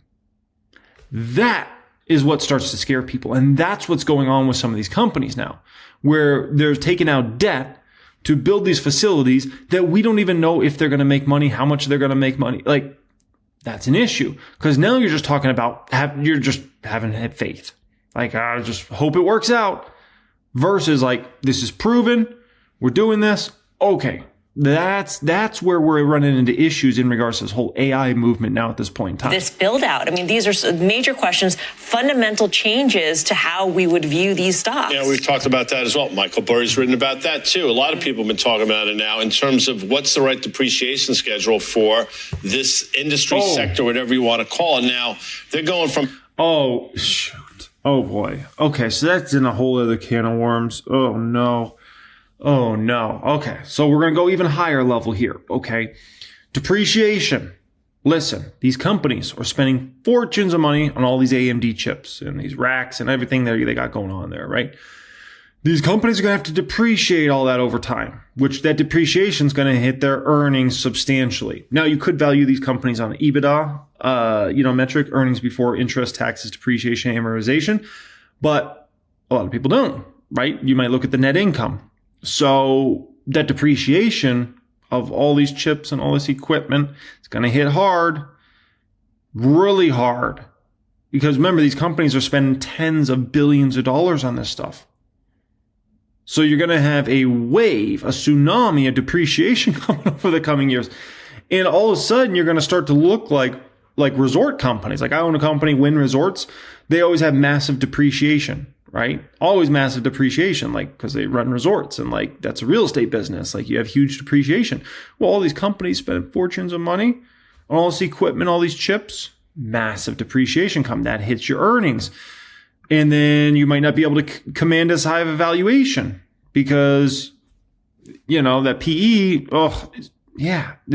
that's a fair point. A 6 to 8 year depreciation schedule, but you go back and look at some of the comments out of some of the CEOs, and quite frankly, in my opinion, there should be like an 8 to 12 month depreciation schedule if you really look at it and examine how quickly things turning now. So that changes the entire narrative. In terms of the debt raising, that's one of those things, Karen can speak to this. Nobody cares about this stuff until they begin to care about it, right?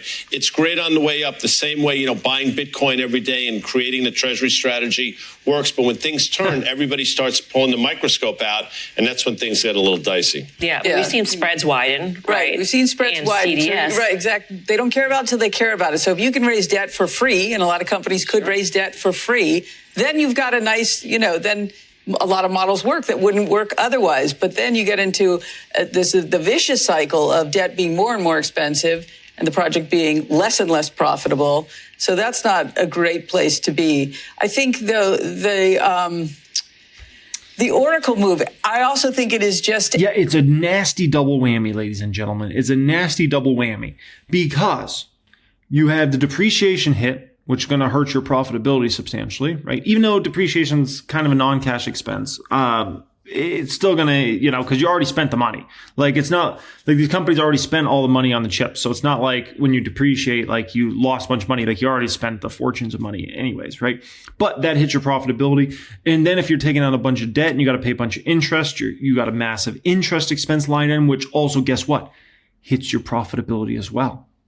Then if you're also spending down your cash balance on all of this, well, that cash balance then can generate you a bunch of returns in interest income because you have it in treasury. So that's a triple whammy. Whew. So, you see these stocks pulling back right now, a lot of these big techs, and it's not like it's for no reason. It's actually for good reason because there's several, problems emerging here. And unless you're a company that's going to be able to grow at a rapid clip, you're not going to be able to justify to spend all the depreciation and then all the interest you have to pay on the debt. A proxy for sentiment about the entire space, whether or not you have anything particular on Oracle or not, huge liquid debt, CDS swaps, there's tons to do. And this is sort of just tells you how the market feels about that much debt. For more on Oracle and the pullback in the AI trade, let's bring in D.A. Davidson, Head of Technology Research, Gil Loria. Gil, great to have you with us. I know you were listening in to our conversation. I mean, in your view, is Oracle some sort of a canary in the coal mine? I mean, is this sort of the cautionary tale that a lot of these other players will fall to in terms of, the optimism fading away, the concern about the debt levels growing, et cetera? It's a cautionary tale in the sense that they represent the bad behavior in the AI build out. Oracle and CoreWeave are the bad behavior. Microsoft, Amazon, and Google have all the customers, have cash on hand, and have tremendous cash flow. So when they build a data center, it's already sold 3 years in advance. So, and they just told us 2 weeks ago that just over the last 90 days, they've seen a positive inflection point in demand for AI from their customers, which is everybody. So that's healthy, responsible investment. The irresponsible investment, as you've been talking about, is when you start borrowing to provide capacity for startups. And that's what Oracle did. Oracle originally told us on their earnings, we just won $300 billion of backlog from several companies. The next day, we found out it was only OpenAI. Then we subsequently found out that OpenAI has committed $1.4 trillion and has no intention of living up to those obligations. It considers it a flexible arrangement that they can consume as much as they want. So they commit $250 to Microsoft and $38 to Amazon and $25 to CoreWeave, and they'll spend what they feel like. So we know that it's not real demand. And then we found out that Oracle's margins on this business are so much lower than the core business that we're not sure that we want them to grow this business. They said 30-40% gross margins on this business as if that's a good thing. Mm-hmm. Their core business is 80% gross margins. This is a bad business with very low margins when you don't have the customers, which they don't. All they can do is resell this capacity back to the people that do have the demand, which is Microsoft, Amazon, and Google. So at 227, we've basically done a full round trip in terms of the gains that Oracle made on all the optimism and then fallen back. Are we at a level here that's sort of as stable, or should we look at Oracle differently because of the way they manage the message? It's more stable at 32 times earnings than it was at 45 times earnings. Because let's not forget the core business. Should it be lower because of what they told us, which didn't come to fruition? Yes, we should definitely keep everything they say from now on with a little more grain of salt just because of how this all transpired.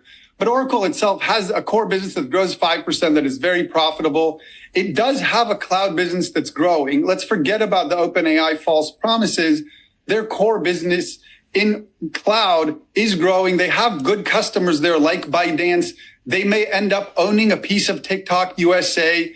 Those are reasons to get excited about Oracle beyond the core business. But OpenAI and that $100 a stock in Oracle stock of appreciation, it makes a lot of sense that that's completely gone away now. Yeah, Gil, listen, absolutely. I think you're right. Their cloud business, probably low to mid margin stuff. So, maybe it's not deserving of the multiple. So how do you back of the envelope do it? I look at this and say $8 next year, a 25 multiple is historically probably about right. It gives it a $200 stock. That's where I think the value should be found in Oracle. That's right. When we get back to the 20s or the mid 20s, it could become interesting. Right now at 32, it's not cheap. It is still getting credit for the cloud business doing better. And again, part of the cloud business is a good business. The part where the traditional hyperscaler business, where their big customers are companies like Zoom or ByteDance, that's a fine business. It's not as good as the core business, but that's a fine business. The renting out GPU business, if they have a positive margin at all, it's very, very low. Gil, it's Karen. Thanks for being on. What do you think it would take for any of these companies to tap the brakes? I think OpenAI there's going to be a reckoning around OpenAI where they have to either make firm commitments to capacity or walk away. So there's going to be a lot of renegotiating of that $1.4 trillion they've committed to. There's maybe tens of billions of real demand they have over the next couple of years. So they're going to have to go around to all these companies, Amazon, Microsoft, Oracle, and CoreWeave, and say, this is the actual demand that we can pay for next year based on how much money we've raised. And once we have that, all these companies are going to have to come back to us and tell us, here's how much we have to adjust down our backlog. This is real. And once we know that it's real, we'll have a better sense for what the business is. But a lot of this has been caused by OpenAI inflating expectations across a broad set of companies. It's not just CoreWeave and Oracle. It's also companies like AMD and Broadcom that where a lot of that valuation has to do with promises from OpenAI. AMD yesterday at their analyst day talked about these phenomenal growth rates over the next few years. We don't know how much of that is OpenAI committing to volumes there based on now owning 10% of AMD. Maybe it's the biggest part of growth there. Whoa. Hold your horses, sir. Hold your horses. Just one flip and flapjacking moment, sir. OpenAI does not own 10% of AMD yet. In order for OpenAI to own 10% of AMD, OpenAI has to buy a ridiculous amount of AMD chips over the next several years, starting in the back half of next year in 2026. So that's important to understand. It's not like AMD's just like, here's 10%, or here's 10% OpenAI of our company. Like, no, there's a bunch of purchase commitments that have to happen. If OpenAI makes those massive purchase commitments over the next several years, then AMD will then give 10% of their company roughly to OpenAI. So just keep that in mind. And obviously, if OpenAI makes all those orders, like to AMD, like AMD is going to be glad they did that deal, because that's massive. And obviously, AMD's already got great branding because of this deal. The fact that, OpenAI, I don't want to say he's going all in the 450 series, but with how serious they're taking it, now that basically gives a sign to every single company that's in this space that the 450 series, you have to have that from AMD. And it seems like every big tech's going to want that 450 series. Just like it was the biggest part of growth in Oracle. We have to get OpenAI to tell us what they actually have, how much money they've actually raised, how much money they can actually spend next year, and have all these other companies take out their backlog that's not real. Gil, thank you. Great to see you. Gil Loria, D.A. Davidson. Let's assume that we're not going to get OpenAI to reveal all these things, because I think that's a fair bet. Julie Beal, if there's some sort of reckoning, as Gil put it, where in the Mag 7 would you want to be? I think probably I would want to be positioned with Meta. I think Meta is the one that has the best positioning in terms of being able to leverage AI to make their own business singularly great. So I think having that ability to kind of eat your own AI and make your business that much stronger is kind of particularly unique about Meta. And I think that positioning is really not really reflected in the valuation. All right. Meantime, let's get to shares of IBM. They hit an all-time high today. One thing I really like about the move here in Meta, right? Other than obviously it's created a tremendous buying opportunity for people that are looking to buy Meta stock. But the one thing I really like in regards to this move is I like that the market is, I don't want to say trying to nip this in the bud in regards to what Zuckerberg's doing here, but I really like that they're sending a clear signal that Zuckerberg, you need to explain better to us what all this money's going to, because people are confused. They're like, okay, like revenue's increasing. You're showing more, relevant content to people to keep them on the service more often. And you're, obviously doing a great job with having companies get a more positive ROI on their investment in regards to showing ads. Great. But does that really take this much money you're spending? So what is all this money actually going to, right? Is it to the llama models? Because we don't even know if those are going to be super successful. So why are we spending such a crazy amount on those, right? So I think there's going to be a lot of questions that Zuckerberg needs to answer in the next several months to explain, here's why we're spending tens of billions of dollars like it's nobody's business on this, and here's why it's going to be worth it in the end. But they're sending a clear signal that Zuck, come on, man. And it's very important these stock prices go up over time. Not just so Zuckerberg can say, I'm richer than ever. No. It's really important from the employee standpoint. If your stock price is not doing well, as a company like Meta, you're much more likely to lose top talent to other tech companies. If your stock price is doing very well, much higher probability you're going to be able to attract more top tier talent to your tech company, essentially, right? And Zuckerberg's also been on a spending spree when it comes to talent at Meta over the past year as well. So there's a lot of questions around that and what those employees are going to bring to the table. So Zuckerberg's got a lot of explaining to do between now and the next earnings, essentially. A lot of explaining to do. If he can explain it and people can start to wrap their head around, okay, I get it. Then we can talk about that stock starts to move back up again, okay? Now, Michael Burry, he's obviously been in the news here, right? And, this was interesting. Michael Burry is arguably the worst investor of our generation, this person posts on X, right?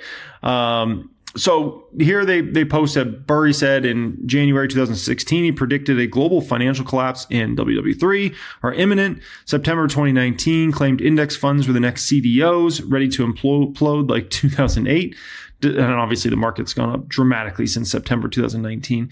December 2020 shorted Tesla and said that the price was ridiculous, destined to crash. 2021 reiterated that Tesla's valuation would implode soon. Shares kept doubling. January 2021 late, argued GameStop rally wouldn't repeat and imploded again weeks later.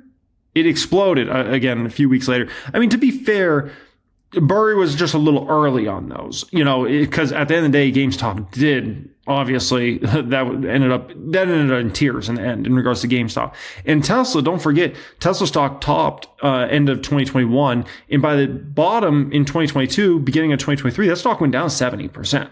So I understand this person's like his timing was off, but he actually ended up being right in the end. So just do keep that in mind. He was off by months, I guess you can say, or roughly a year. Actually, less than a year, months. February 2021 warned the entire stock market was dancing on knife's edge. I mean, fair argument to make at that particular time. There was a lot of spec stocks, and a lot of spec stocks actually peaked February 2021. The market itself didn't peak till November 2021. That was a fair thing. Once again, his timing wasn't perfect, but it was fair. February 2021 claimed inflation would destroy Bitcoin. It hit new highs later that year. Listen. Bitcoin crashed like 75%. Peak 2021 to lows 2022. So once again, his timing might not have been perfect there, but like the call ended up being pretty dang close. Bitcoin topped. Look at Bitcoin. It topped in that fourth quarter, and by the lows, it was down 70+%. So February 2021 called Robinhood a dangerous casino. It kept growing. Dude. Robinhood crashed like 80%. Like literally, Robinhood stock crashed like 85%. From the highs it hit in 2021 to the lows it hit in 2022, Robinhood stock was down like 80 to 85%. You can look it up. So once again, like his timing might not have been perfect, obviously, but he was pretty dang close on some of these. March 2021 said Bitcoin was a speculative bubble. It kept rallying. Yeah, and then it crashed 70+%. June 2021 predicted the mother of all crashes and sold everything. Market kept going. Yeah, but at the end of the day, that market did end up topping November 2021. And then we went through a NASDAQ 38% drawdown, 37% drawdown. September 2022 forecasted massive stock failures ahead. Indexes finished the year higher. Yeah, that one was definitely off, right? Obviously, we've been in a bull market since then. August 2023 bet $1.6 billion on total market crash, tweeted sell, later admitted. I was wrong to say sell. Yeah. So the moral of the story is here in regards to Michael Burry, okay, is this man obviously made a big call back in the great financial crisis, right? He had a whole movie made about him and his crew and all that stuff, right? The Big Short. Cool. Because you get one big call right does not mean, you should be looked at as a hero forever in the financial space, right? When I got in the market, right, I found Buffett.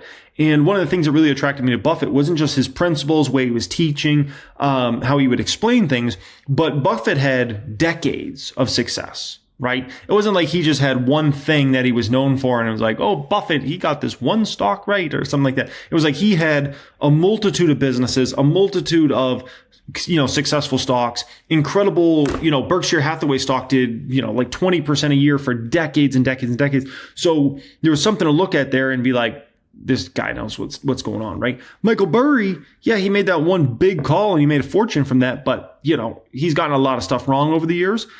Some things he ends up being right on. And then, even with NVIDIA and Palantir, he might not get his timing perfect in regards to that. But would I be shocked if Palantir fell to $100, at some point in the next year or two? That wouldn't surprise me at all. Have you seen the stock's PE ratios? Like, it's insane, right? NVIDIA, let's say at some point in time in the next year, there's cracks in OpenAI or something. Could NVIDIA go down 50%? Sure. If all of a sudden that revenue growth dries up in 2027 for NVIDIA, it's going to be ugly, ugly, ugly, right? And that stock will get absolutely obliterated. And so is his timing going to be perfect in regards to Palantir or NVIDIA? It might not be. But Could he end up being right in the end? He might be, right? And that doesn't mean the end of NVIDIA. That doesn't mean the end of Palantir. No different than his Bitcoin call. He wasn't perfect in regards to that, but then Bitcoin ended up falling like 75%, shortly after that. And that also didn't mean the end of Bitcoin, right? It just meant it had to go through a massive crash. As Robinhood, Robinhood's, now at new all-time highs, way higher than it was even in 2021. But people forget, like Robinhood stock crashed 80+% from those 2021 highs to where the lows were at for that stock. I think from highs to lows, I honestly think Hood Hood might have fell 90%, guys. Okay. And so, sometimes people like post this stuff on social media, but I'm like, dang, dude, like you got to do a little more. Oh my gosh, research here. Oh my gosh, my trading view just got all messed up. Lead page. Hold on. Let me go to my other trading view. I don't usually use trading view like this. I usually use it on this, but we gotta see this. I think Hood, I honestly think, and then we'll get to my buys, watch list, and all that good stuff. I think Hood, I was just taking a peek at Kava earlier today. I was doing a little work on Kava. So let's pull up a 1 year here. Let's go back. So those highs it reached highs of at least 70 something. It might have even been higher than that. Right. And the lows Hood got down to was $8 there, $6 here. Ladies and gentlemen, if you have a stock that is 70 something dollars and it goes to $6, that is over 90% downside, over 90%. So, like Burry, that call on Hood, it was right? Long term, it was not a good call to make, but so anyways, the moral of the story is in regards to somebody like Burry, he makes a lot of calls, some age very poorly, some age really well. It depends. And the thing you understand is he's looking for short-term things to happen. Even his call on the housing market, right? If you look at it over the long term, not the right call to make, but he made a fortune on it in the short term. He made a fortune on it. Good for him. But at the end of the day, real estate is massively more expensive today than it was back then. So, any of these things like Robinhood, Bitcoin, they're massively higher today than they were when he was making those calls, right? Even Tesla. Even Tesla's higher than it was back when he was making those calls. So, he can be wrong in the very short term, then right in the medium term, and then wrong in the long term. So that's just something to keep in mind there, right? And that's why I don't play that game, man. It's such a messy game to play, and you're trying to get with him, I'm sure he raises a ton of money, right? So it's no big deal. But you understand, when I go to invest, I'm investing my own money that I've worked hard for over the last 17, 18 years. And so I'm not trying to gamble on when this stock might go down. I'll place a hedge for my portfolio, a small hedge, but I'm not going to go gamble millions of dollars on this stock's going to go down in the next 6 months and 9 months and 3 months, and this stock's going to implode. Oh my gosh. Talk about stressful. Not worth it, ladies and gentlemen. Not worth it. There's too much money to be made on upside in the market over time, right? Remember this. Always remember this, okay? If you look at the market in general, you're going to have usually 2 out of 10 years are going to absolutely suck. If you're long the market, 2 out of 10 years are going to absolutely suck. You're going to get tore up. 1 out of those 10 years, you're going to be like, what happened? Nothing happened. I didn't lose money. I didn't make money. This was just a boring year. We just did a kangaroo. And then 7 years are likely going to be good years, right? And you could say, if you want to split that 7 years, you can say 2 years are going to be unbelievable, where you're can't believe how much money you made. And the other 5 years are going to be we did well this year, right? That's the stock market. And so play from the long side, right? If you want to hedge every once in a while, you can hedge. You got a big dog portfolio, something like that. Okay. Alrighty. So my possible buys watch list. What stocks am I most interested in buying? So if we look here, if I just look at this list, I'm like, what one excites me the most out of everything? Two catch my eye. Cake. First one.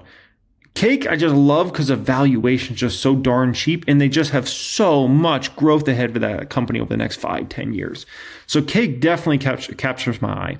The other one that really captures my eye is right here, Amazon, amazing Zon. Like that one I just think is a steal deal still at this point in time. So both of those definitely capture my eye. Honestly, I should add Meta onto this possible buys watch list. Like the thing with me is I have so much invested in Meta.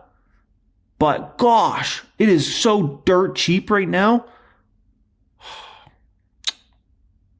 Like Meta, we're looking at like the 2-year forward P on Meta is under 20 right now, likely, and probably significantly under 20. And so I'm just like, and they just grew revenue 26%. If you're talking about 2-year forward Ps, is in the teens right now, in my opinion. The 2-year forward P for Meta is in the teens, and they're growing revenue in the mid 20s. Like, gosh, Meta's actually a better buy right now than Amazon. I'm more interested in buying Amazon just because I have so many Meta shares already, right? And I don't want to get too overexposed to a stock I'm probably already too overexposed to. But like Meta's the best buy. It really is. It's the best buy out of everything in the Mag 7 right now. But those two stocks definitely capture my eye. ELF captures my eye as well. When it comes to ELF on a shelf there, that one's just an extraordinary opportunity. Have you guys seen my projections on ELF? We're looking at 1000xstocks.com right now, which is something you get access to nowadays when you join my private stock group, which was a pinned comment down there to join us before we go ahead and stop allowing new members next month. So let's go ahead and take a peek at ELF on a shelf. So here are my ELF projections. Alrighty, so my ELF projections here, this is my bull case. Bull case gives me a compounded annual growth rate of, let's call it mid-20s to low 30, right? Base case, this was a really conservative base case I put together here with ELF, right? Like really conservative. And in this insanely conservative base case, like I'm still getting likely a double-digit CAGR here, right? Bear case, it could go ugly in that sort of situation. But like ELF is still a buy. It's still a buy. And if the tariff thing got removed, like, oh boy, like could that really boost up that business? I'm probably low on all my projections on ELF. I just really want to go super conservative with ELF because remember, ELF missed revenue 2 straight quarters. So right now I'm being super conservative with all my projections around ELF. There's a high probability that these projections I have on ELF right now are way too low. So do keep that in mind. I just rather, being that they missed revenue 2 straight quarters, rather go really conservative there, right? Celsius, I don't know if I have my projections saved for Celsius yet. Let me see. Oh, maybe I do. Let's see. These might be old projections I have for Celsius. Yeah, these might be old. Oh yeah, these are like ancient projections. I think this might have been before the Alani deal or something like that. I need to fully redo those projections for Celsius. Next time I'll probably fully redo those tonight, and then I'll likely end up sharing those guys with you eventually. Okay. Bath and Body Works. I actually like Bath and Body Works right now. Nike, obviously everybody knows how I feel about Nike. Like easy peasy lemon squeezy money. Same thing with Estee Lauder. Adobe, excited about that one, but not super excited. Whirlpool down to 66. Like, gosh, man, Whirlpool's just calling my name. It really is. It really is just calling my name. Like, I really think we're troughing right now in regards to the housing market. I think the housing market starts to come back to life next year in 2026. And I think the housing market builds on that in 27 and 28. And we get out of this funk of like no one's moving. And once we get out of that funk, I think Whirlpool's going to do phenomenal. So, but gosh, The problem is there's so many stocks that want my money right now. American Express, loved that one. Spoke very in depth on American Express in the main channel recently. CRM, really like CRM here. PayPal, I think, is one of the best stocks out there right now. PayPal, let me load my projections for PayPal because the PayPal projections are somewhat recent here. Okay. So here are my PayPal projections. Look at the CAGRs we're talking on this. Under my bull case for PayPal, 9% revenues, 11% net income growth a year. We're talking CAGRs of 24 to 31%. On my base case, 18 to 26% CAGRs here for this baby. So Yeah. PayPal. It's a great buy. I know the stock has sucked for years. I understand. I get it. But, what happened in the stock's past is irrelevant. Cava, I've been looking at that one, been thinking more about Cava in regards to this one. I don't think I have projections yet for Cava. I do not believe I have them, but let's take a peek. Cava. Oh, I do. Never know what I got in these projections. So Cava here. Oh, that bulk. Shoot. Cava? Might have to look at these numbers again. Maybe I was feeling a little too good when I ran these numbers. I don't know. I'm gonna have to relook into this. I don't know about that. Okay, I'm skeptical. I'm skeptical of my own numbers in regards to Cava. I'm looking here and I'm like, I don't know about that. Was that Burry? I don't know. I'm going to have to relook at my numbers in regards to Cava, okay? I don't know. Maybe I was up at 3 a.m. running numbers one night. And I don't know about that, okay? Google McDougal. I believe I have numbers in regards to Google McDougal here. Let's see my Google numbers. So, Google. Yeah, Google's still a solid buy. It's not like the most intense, oh my gosh, we're going to make a fortune on Google. But it is still a buy. It's not as good of a buy as Meta. Let's just be honest. If you got to buy one of these stocks, Meta's clearly, in my opinion, the better buy at this point in time than Google McDougal. I like Google McDougal. It's going to likely return double-digit percentage over the next 4 years, right? Per year. But there's a better buy out there, and its name is Meta, right? And I can make a strong argument that Amazon's a better buy as well. Do I have Amazon numbers ready to rock and roll here? Oh, wait a minute. I have two different Amazons. Let me see here. I don't know why I have two different Amazon projections here. This one had 14. Let me see. This one had 14 and 12. Let me see these Amazons. I don't know why I have two different projections. And this one has 14 and 12. What in the world? What in the world is going on here? Do I have two Amazon projections that are the exact same? I'm so confused right now. It's the same thing. Anyways, in regards to Amazon here, this is clearly, in my opinion, a better returning stock. You look at my base case for Amazon versus my base case of Google, I had around 11 and 17% CAGR. With Amazon, we're talking about low end is 17. High end might be 21% CAGR here for my base case. 12% revenue growth, not a crazy number. 18% net income growth, 33 to 38 PE. And we're talking about, a significant CAGR here in regards to Amazon. So Amazon, a better buy than Google. Meta, a better buy than Amazon is a way I would put it, right? RH, that is one that I'm interested to see what their earnings are looking like for RH. I'm not ready to step in RH yet. I want to see what those earnings look like. Their earnings will likely come out in December, I believe. So when their earnings come out, I'll then figure out, do I want to make a move on RH in 26 or do I not, right? There's 3 stocks that I look at on this. There's actually 4 stocks I look at on this list. And I'm like, do I want to make a move on these stocks in 2026? One is RH, one is Whirlpool, one is Cava, and the other is Bath and Body Works. Those 4 stocks I'm trying to figure out, do I want to make a move? Do I not?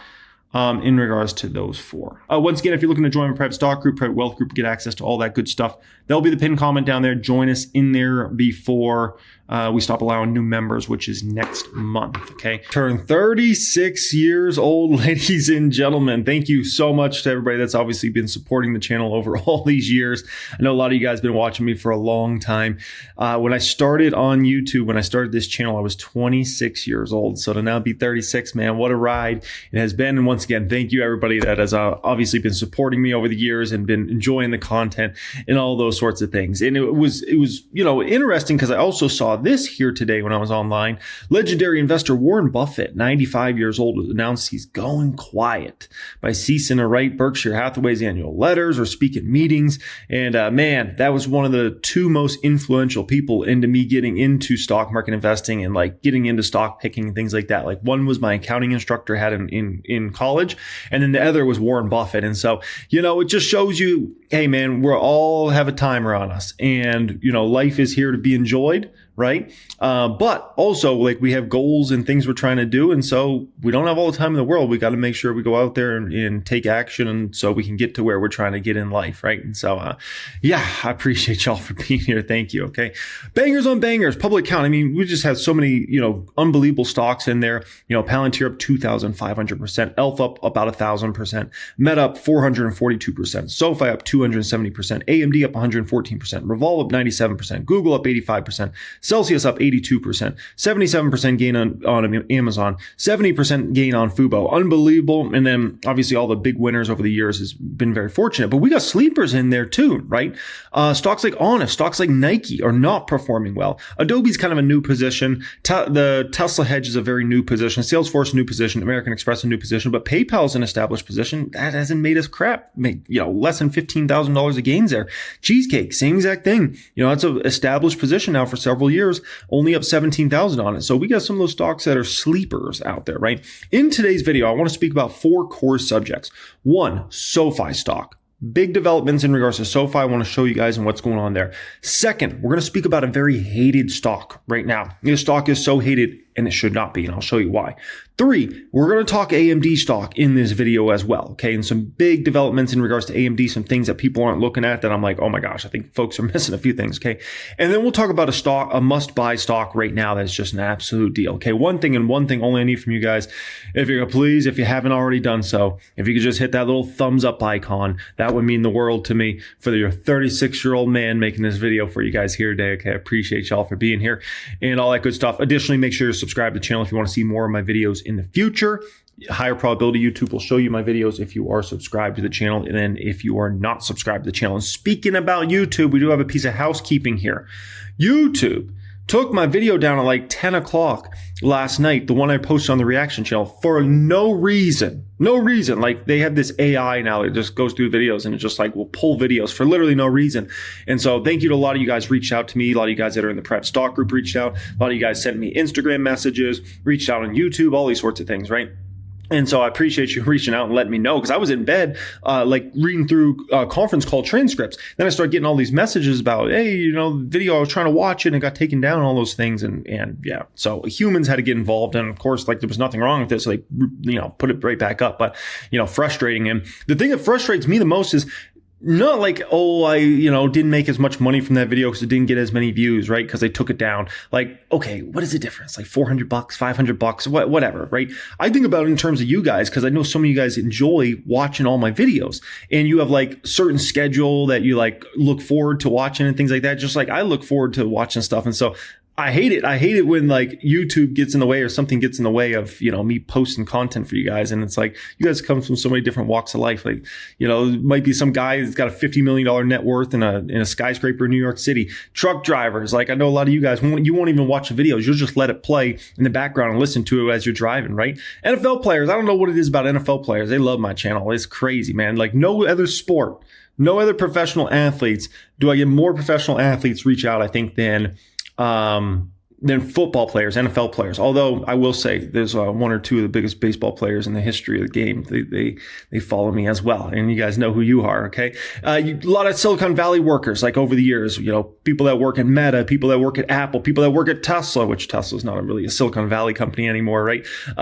Might not be as many Tesla people watch my content now. I don't know, now that I'm not a Tesla shareholder anymore, but a lot of you guys watch the channel, right? Soccer moms. I know some of you guys watch it. Timmy's back there trying to talk about K-pop demon hunters. And you're like, shut up. I'm trying to get out of this Nissan Sentra and buy a G-Wagon someday, okay? You're like, come on, give me a break here, kid, okay? This Nissan's about cutting it. I want the G-Wagon, okay? I need to listen to Jeremy, okay? I appreciate you guys as always, okay? Alrighty, so first off, SoFi stock. Let's talk about that one. Listen.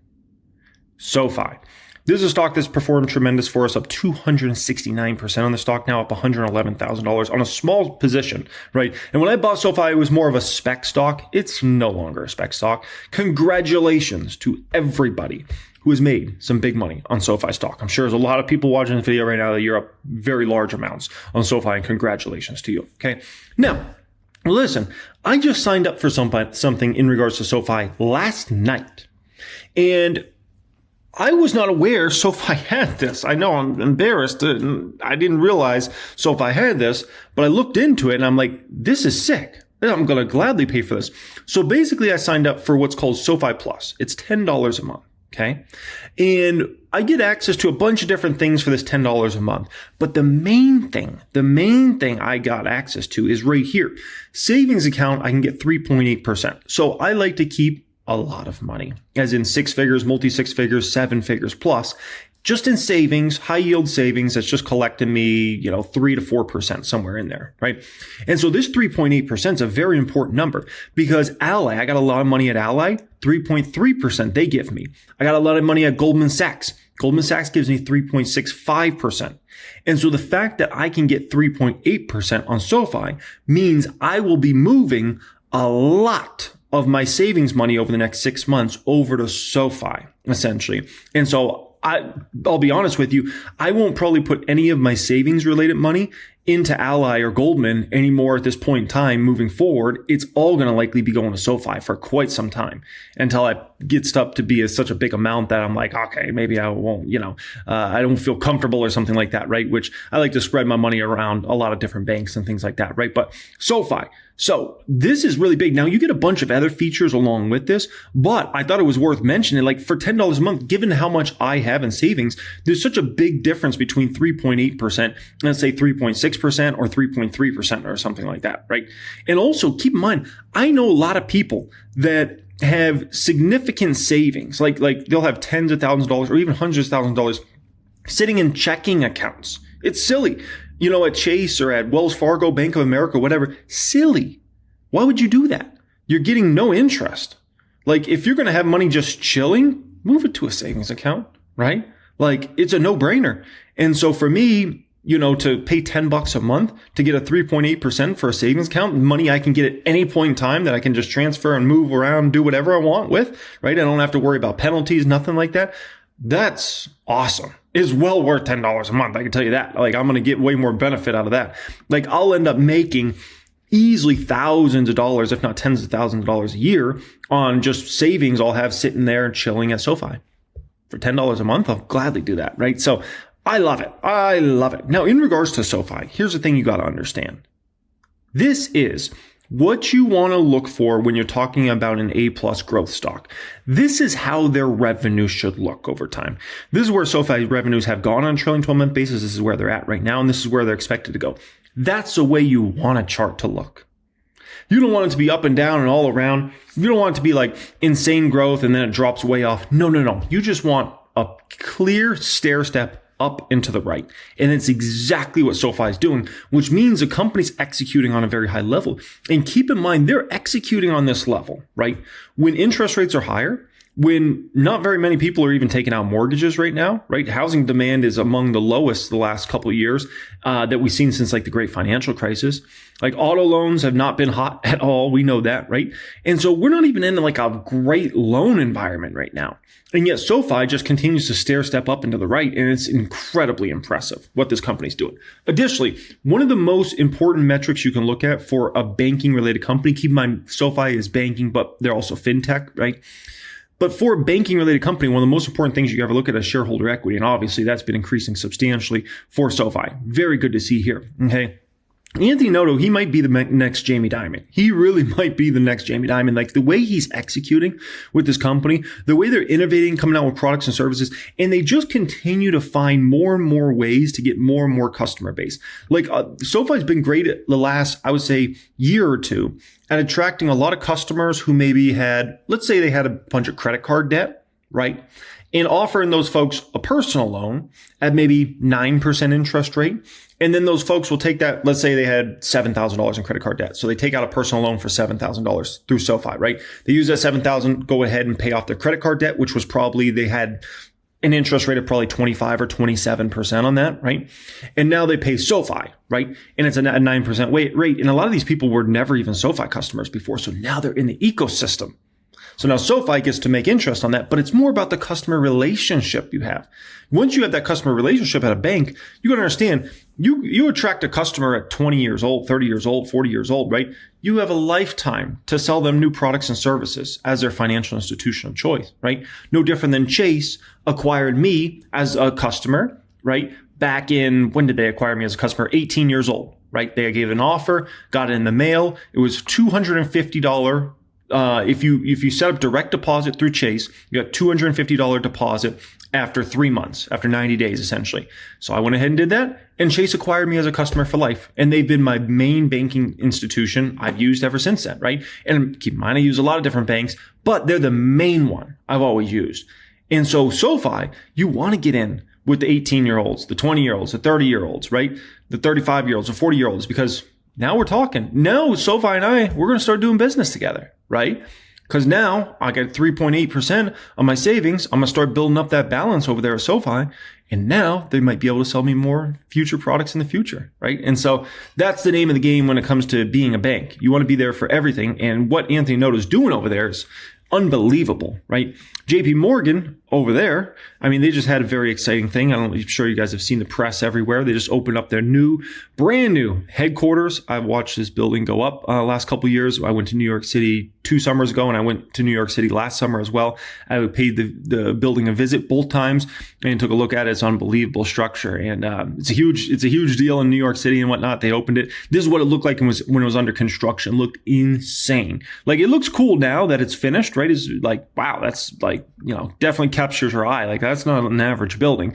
But when it was under construction, it looked crazy because it was like just everything was on these like steel bars. Unbelievable, right? So maybe SoFi someday, maybe we'll have enough money to build a $4 billion headquarters in New York City, right? And take over the city. All right. Next up, before we get into a hated stock, I want to let you guys know, pinned comment down there today will be if you're looking to apply to our private stock group, private wealth group, access to all my course curriculums, private Discord chat, see the stocks I'm buying and selling in my Fidelity account, the public account, 1000xstocks.com, right? We're going to be closing that to new members next month. Do keep that in mind. So if you want to get in there now. That will be pinned comment down there. We've received over 1,000 applications in the past 2 weeks. Demand has been ridiculous to join us in the private group. So we will be closing that to new members next month. So if you want to get in now. And then once you get in there with us, we will send you your Steel membership cards for 1000x, your Steel membership card for the private group.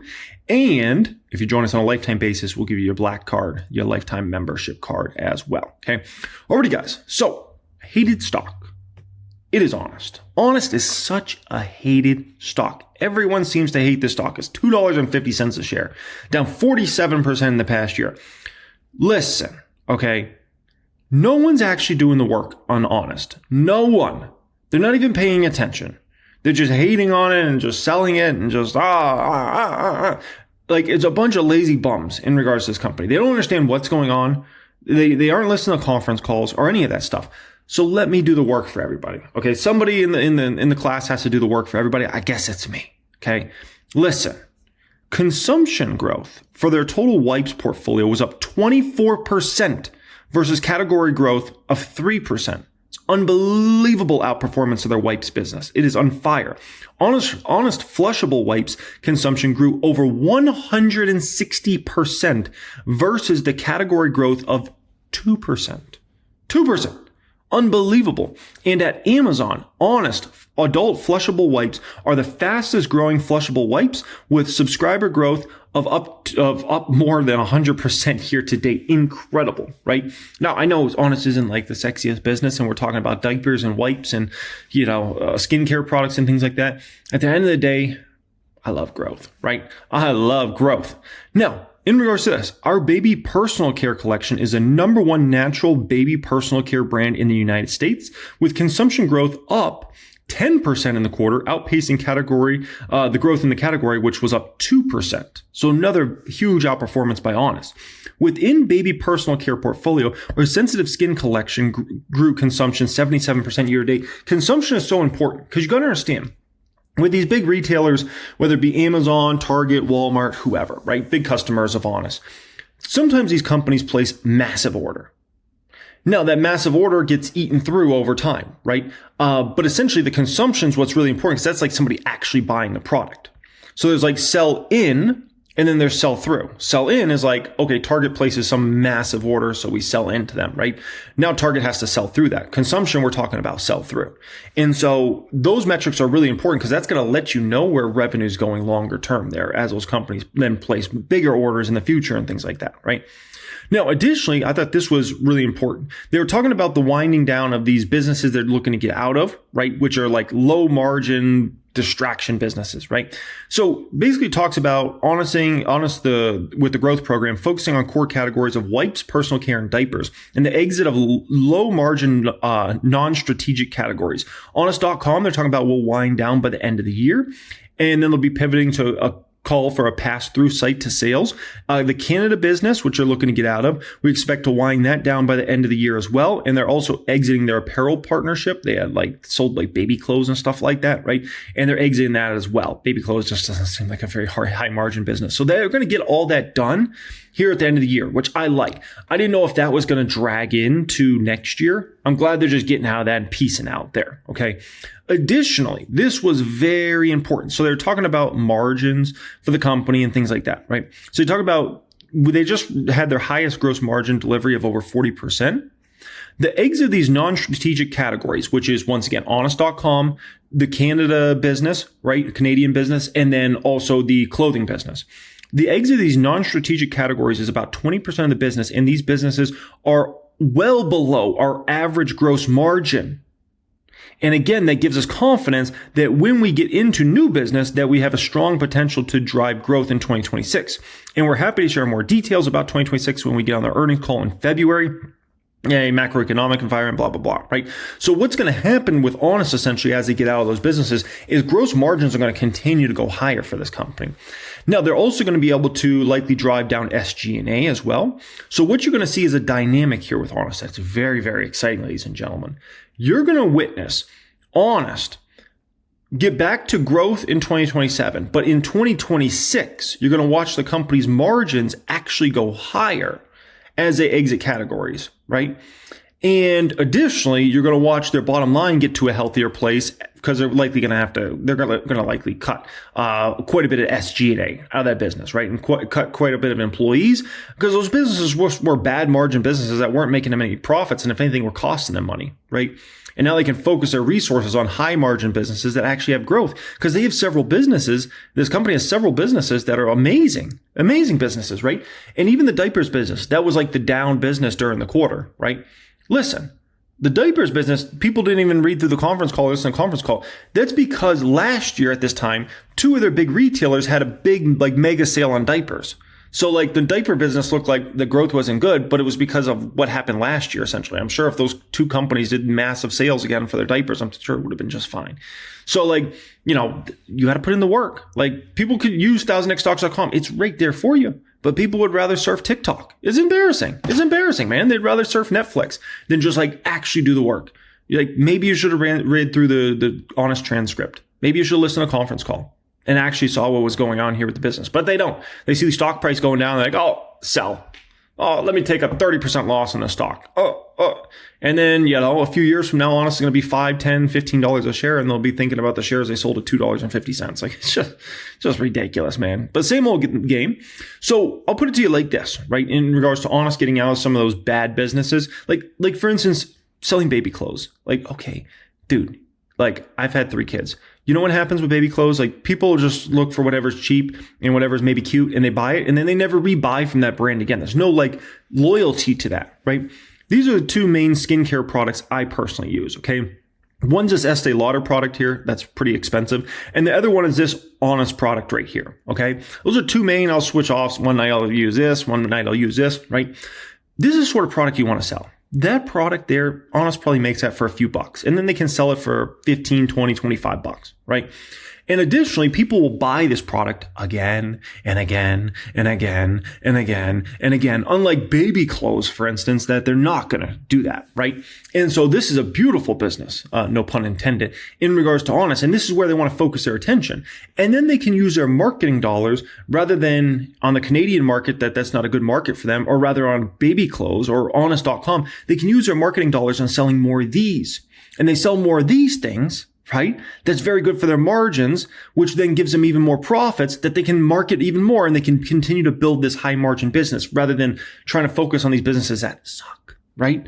Like let's focus on the good businesses that are going to bring us more good business. That's good business, right? And so that's Carla. These weren't businesses Carla got into. When Carla took over this business a few years ago, that was business they were already in. The Canadian market, honest.com, right? The baby clothes business, like that wasn't her choice to go into those businesses. So it was like Jessica Alba and the old team that used to be, there. Carla, like she's gotten this company from almost bankruptcy into where they're at now. And now she's just taking it to the next level. And she's like, we got some crappy businesses that I inherited, and we're getting out of those crappy businesses. And so I love it, man. I love it. So Honest right now is a market cap that's in the $200 million range, which is just silly. Because the way I look at Honest, this looks like this company will do $20 to $30 million in net income in 2027 and beyond per year, right? And I think that's very doable. So I would say Honest right now should be a bare minimum $400 million market cap. Bare minimum. Because that puts you at about a 20 PE. That's assuming they do 20 mil, which is low range. That puts you at a 20 earnings, on 2027 numbers. And 2027 be here before you know it. I mean, heck, we're almost in 2026 now at this point in time, right? So that's the bare minimum this market cap should be right now, $400 million.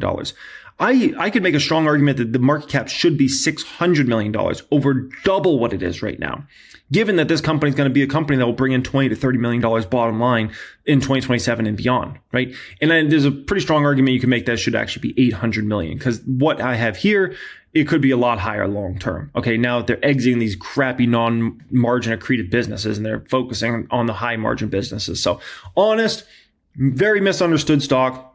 And people don't put in the work, and so they've sold the stock relentlessly, including another 4% here today, and they're all going to regret it, like in my opinion. We'll see. Maybe I'm wrong, but I actually do the work. I actually, look into this stuff. I actually going through the conference call and listening to it. I'm going through the transcript. I'm like, okay, this. I'm putting all the pieces of puzzle together here, and the puzzle looks pretty freaking good.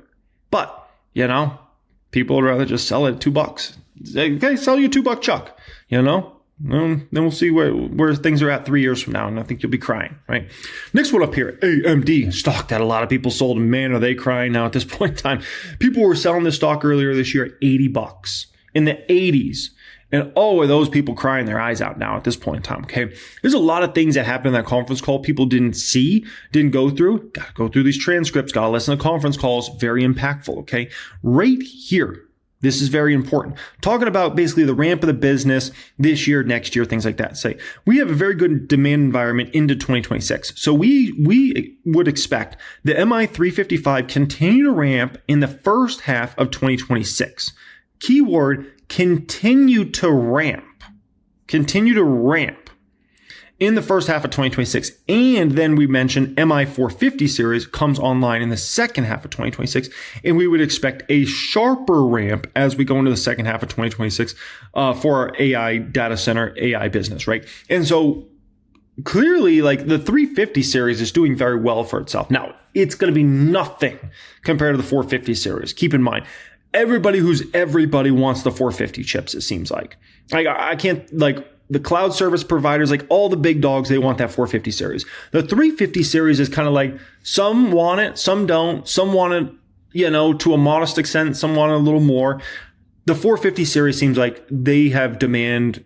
They have so much demand for 450 series. It's going to be hard to even fathom how much demand they have for that. Okay. But I love the word choice here. Continue to ramp as far as that goes, right? Stacy Razcon. If you watch the reaction channel, you know Stacy Razcon. Man's an AMD hater. That's how I coin him, because you know why? Man earlier this year said, AMD, I don't even know if we really need them. So disrespectful. Unbelievably disrespectful to a goat like Lisa Su. Are you kidding me? Come on, man. Man's an AMD hater. So he gets on the call.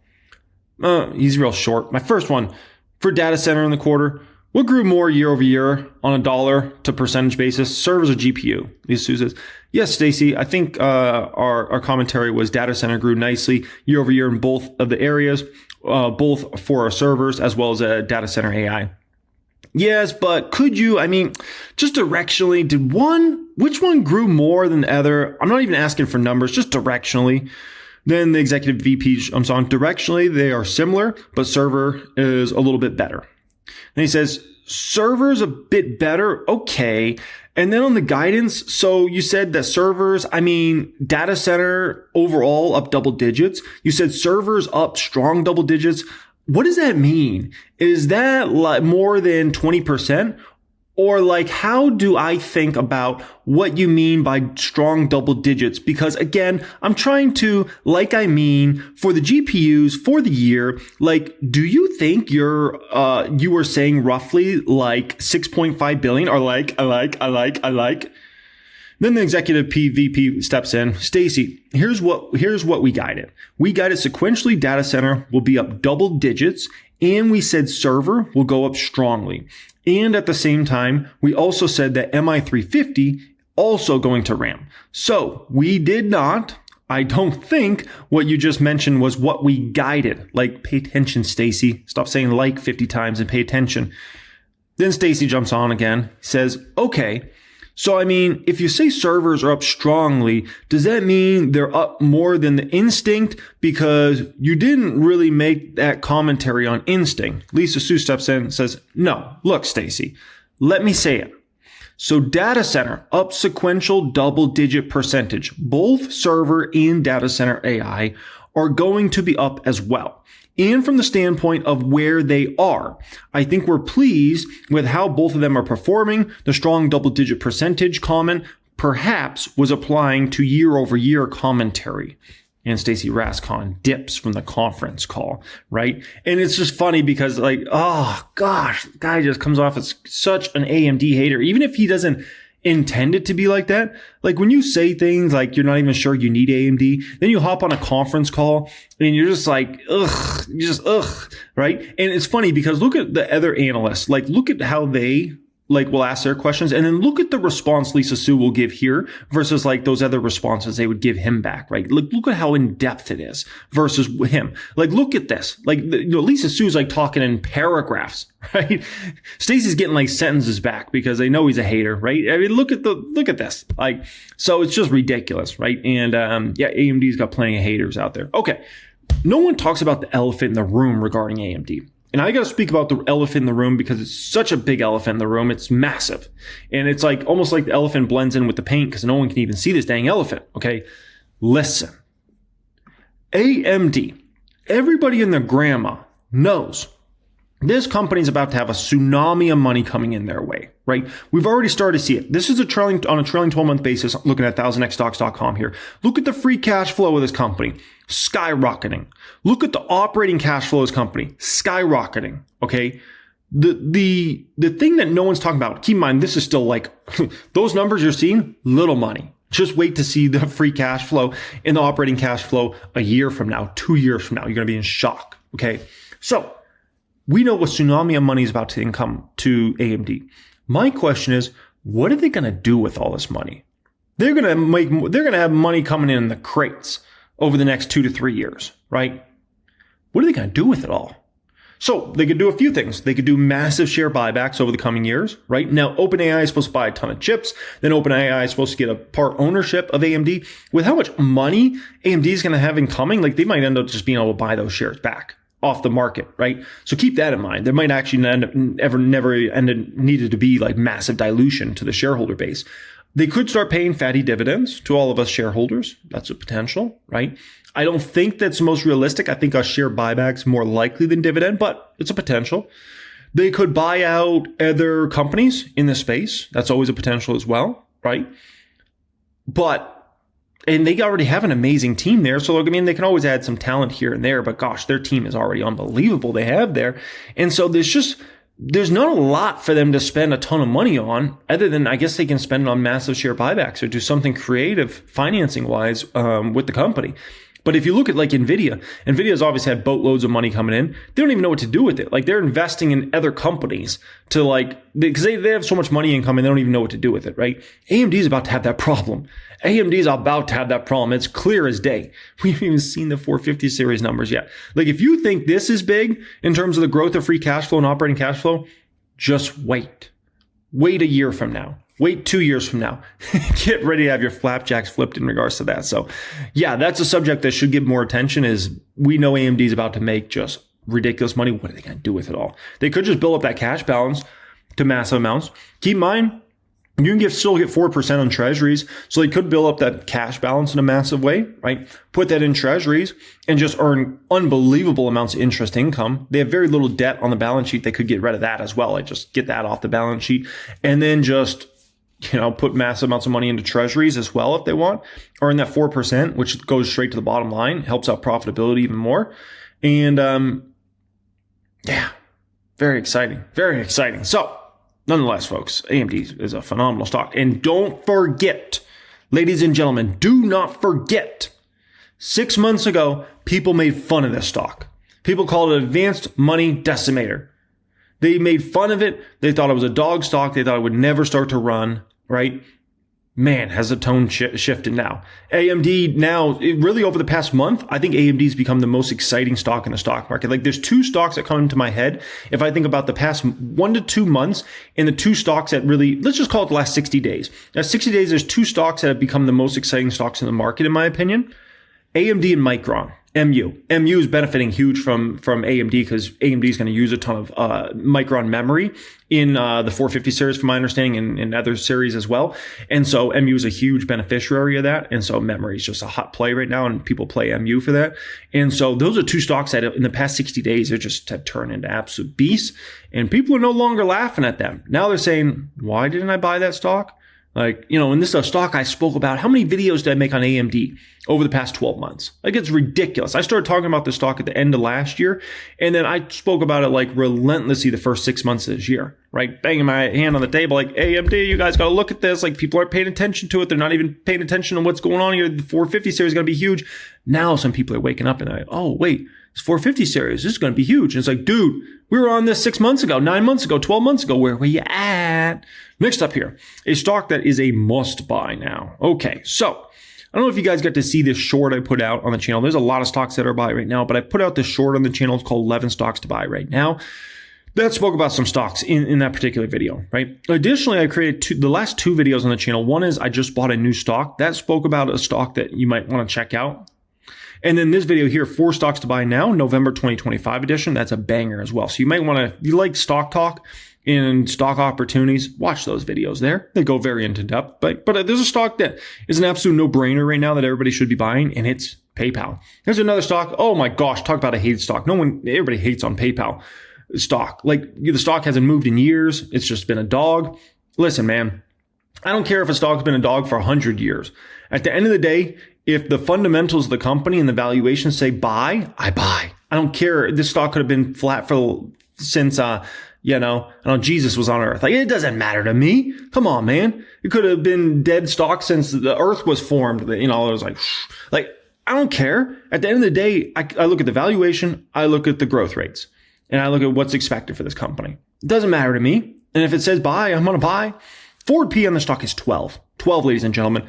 If it was a dead company, that's fine. They grew revenues last quarter 7%. That's not a dead company. They're expected to continue to grow EPS at a double-digit clip. This is dead companies don't grow earnings per share double digits, ladies and gentlemen. There's no reason this company should be at a 12 forward P, and that will readjust. Does it readjust in the next 30, 60 days? I have no clue, and I don't really care. But it will readjust over the next couple of years. I can tell you that much. And what's going to happen with PayPal stock is it's going to be a beast. And this will go from a stock that everybody disrespected, everybody hated on, everybody made fun of, to all of a sudden people are going to be like, dang, that PayPal company, they really had something, right? I should have maybe looked at that one a little bit. I didn't really understand it, but gosh, the growth rates and the P, maybe I should have paid attention, right? And so PayPal, no brainer. I have to buy that stock. And I hadn't been buying PayPal, but the business is starting to get so much better. They're starting to accelerate the growth that I'm like, I got to step in and start buying the stock again. And so I've just recently started buying the stock again after those latest earnings. I'm like, come on, man. You can't just sit on your hands on this one. Okay. Hey, if you're ready to take investing much more serious than how you've been taking it, you want to know how to do this stuff on a high level, put in the work, get the results, pinned comment down there, click on that, fill out a form before we go ahead and close that down to new members next month. Right now, we still got it open to new members. Demand's ridiculous. It's out of control right now. 1,000+ applications the past 2 weeks. I don't ever remember a 2-week period where we had over 1,000+ applications, but it makes me very happy because I can tell you, there's a lot of people that need a lot of help in the market. They don't understand income statements. They don't understand balance sheets, cash flows. They don't understand how to value companies. They don't have any sort of access to a premium software, like none of this stuff. Right? They don't understand hedging. They don't understand how to run portfolios properly. They're just kind of winging money around. And it's like, dude, come on, let's get up to a higher level. Pin comment down there. Let's get you up to a higher level. $97,000 here today. Obviously a very big day for the public account, but I wanted to speak at the beginning of this video. Why does your portfolio stair step up and why does it elevator down? We'll speak about that and how a portfolio is constructed and those sorts of things at the top of this video. Then I want to talk about a few stocks that are, let's call it, actually struggling a little bit in regards to their stock prices. One is Meta.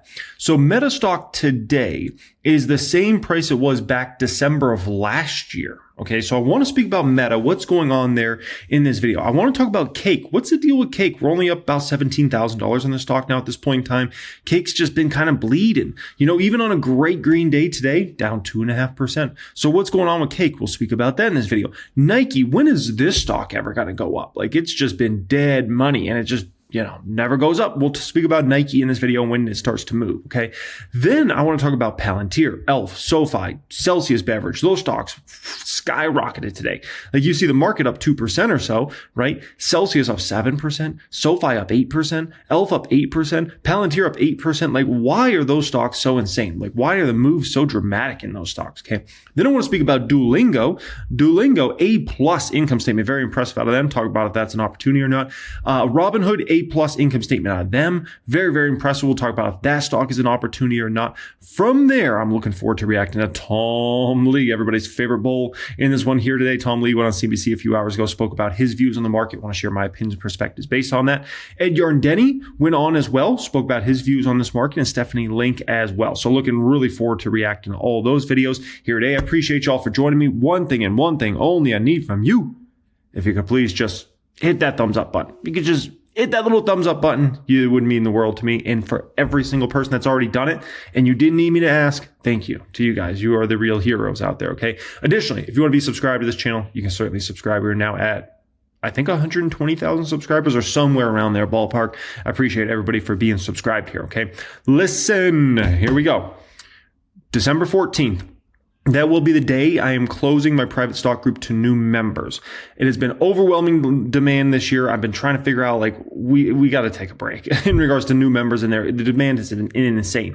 Like, look at what we're up to now. We are now up to 2,938 members. Demand has been ridiculous. So what I'm going to do is I'm going to close the private stock group to new members on December 14th, which means you really need to apply by like this time because guys are booked out several days in terms of even talking to them to get in the side of the private stock group. So yeah, December 14th will be the big day. And then we'll open it back up at some point in Q1 of 2026. I don't know when exactly, but at some point in Q1 2026, we'll open it back up to new members. But it's been out of control this year. My guys have been just fully loaded every single day, busy, and I want to give them a nice break. So they'll get to take maybe a month off or so. And, they'll be doing other stuff behind the scenes, but it's just like they'll be able to take a break from just the influx of new members. So pin comment down there if you're looking to apply to join us in my prep stock group before we close that baby up to new members. Okay.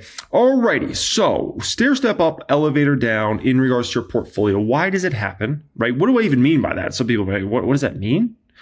Stair step up basically means when your portfolio is going up, it's not going up nearly as quickly as when the market went down. And that's what we call it elevator down, right? If you take the stairs down, it's a very slow process. Imagine you're in a 30-story building and you're walking down the stairs. It's going to take you a long time to get to the bottom, right? An elevator, on the other hand, you go straight down. Now, you look at the public count here today, up 97,000. Good day, if not, a great day for the portfolio. But at the end of the day, like, it goes down faster when the market gets really shaky. And why does that happen? Well, a lot has to do with a couple things, okay? One is the algorithms, right? These algos are so sensitive. And when those algos start getting set off, what you can start to have hit is stop losses. And when those stop losses start to hit, it creates even more selling pressure. When that even more selling pressure gets hit, the algos say, let's sell as well, right? And remember, a lot of the trading is done by algos nowadays. So that's one part, okay? The second part, and this comes down to humans, not machines, okay? Humans, what happens?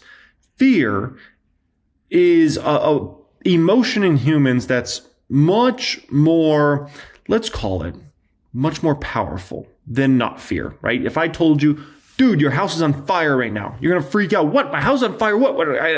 If I tell you, dude, your house is not on fire right now, you'd be like, yeah, okay, what's the big deal? Good, that shouldn't be on fire, right? And so that emotion in us humans, right, when we hear something's bad or something's going on, you're like, got to get ready. Like we got to do something here. We got to sell, right? And that selling breeds more selling, more fear, more people talking negative all simultaneously. And that's why you can get the market to go down substantially sometimes. I mean, sometimes you can get the stock market to go down, 20, 30% in regards to NASDAQ, and it can happen in a matter of months. It doesn't need to happen in a matter of years. It can happen in a matter of months. But that fear also comes in. Everybody starts talking negative. Everybody starts getting fearful, right? Boom. And then you add on margin on top. We know there's a lot of money out there on margin. You add all three of those elements, and that creates. Now, meanwhile, on the buying side, right? Buying is much more predictable. People in funds usually come in with their weekly or monthly buys, and people would be willing to sell $1 million of stocks in a day. Most people aren't willing to buy $1 million of stocks in a day, right? Like most people don't say. They don't just wake up one day and they say, I'm going to throw my whole net worth in the stock market. I'm going to throw my whole net worth right now in Meta stock and Tesla and whatever stock, Palantir, blah, blah, blah. But they do wake up and say, I'm scared. I'll sell my whole portfolio today. That happens all the time. Every single bear market that happens. People say, I'm done. I'm selling everything today. So people will invest gradually over a period of time. People will sell their whole flip and flapjack and portfolio in a day. And that creates major, major downside. And it's not just retail individuals. We're talking big money does that as well. Like a lot of hedge funds will just mass liquidate positions. Boom, boom, boom. Some of it comes down to also margin calls and liquidity problems and things like that, right? So that's why this situation occurs where, NASDAQ goes down 3%. And NASDAQ goes up 3%, and maybe you got hit harder on the way down than you did on the way up. And you're like, how does that work like that, right? Happens all the time. Metastock, next up here. Metastock is being a lagger. Like this stock didn't even keep up with the NASDAQ today, up 1.6%, right? So Metastock has suddenly turned into a lagger, a dud of big tech, right? When it was one of the best performers, like the stock was a beast. So what is going on here with Meta? Okay, here's what's going on with Meta. People are very fearful of the spend. Zuckerberg's going crazy with the spend again, and investors are getting scared. And for good reason. Remember, the last time Zuckerberg went crazy with the spend was back in, end of 2021 into 2022, and we saw what happened with Metastock. Metastock went from a $300-something stock to $88. So naturally, people are going to get very scared when all of a sudden Zuckerberg goes too aggressive with the spend. So they're already pushing back big on this and like, Zuck, chill, dude. You're spending out of control, right? And so Zuckerberg is going to have to keep those expenses in 26 somewhat in line with revenue. Like, let's say revenue goes up 25% in 2026, okay? Expenses need to go up 25% or less, basically. They can't outweigh. If expenses in 2026 are up 40% and revenue is up 25%, it's going to be hard to get Metastock up. It's going to be very, very difficult because people are not going to like that. They're going to push back, and by pushing back, they sell the stock or they just refuse to buy it, right?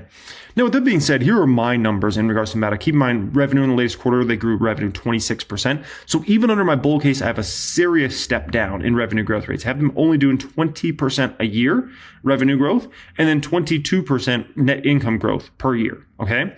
If they have a 20% top line, 22% bottom line, 35 to 45 P would be fair for the stock. So we're talking about a compounded annual growth rate in the 30s. Okay. My base case, this is what I'm expecting from Meta.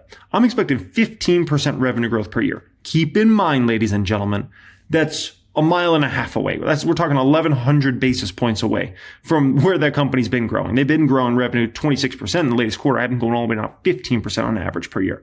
18% net income growth on average. Okay. 29 to 34 PE. We're talking about, I get a CAGR in the stock in the 20s.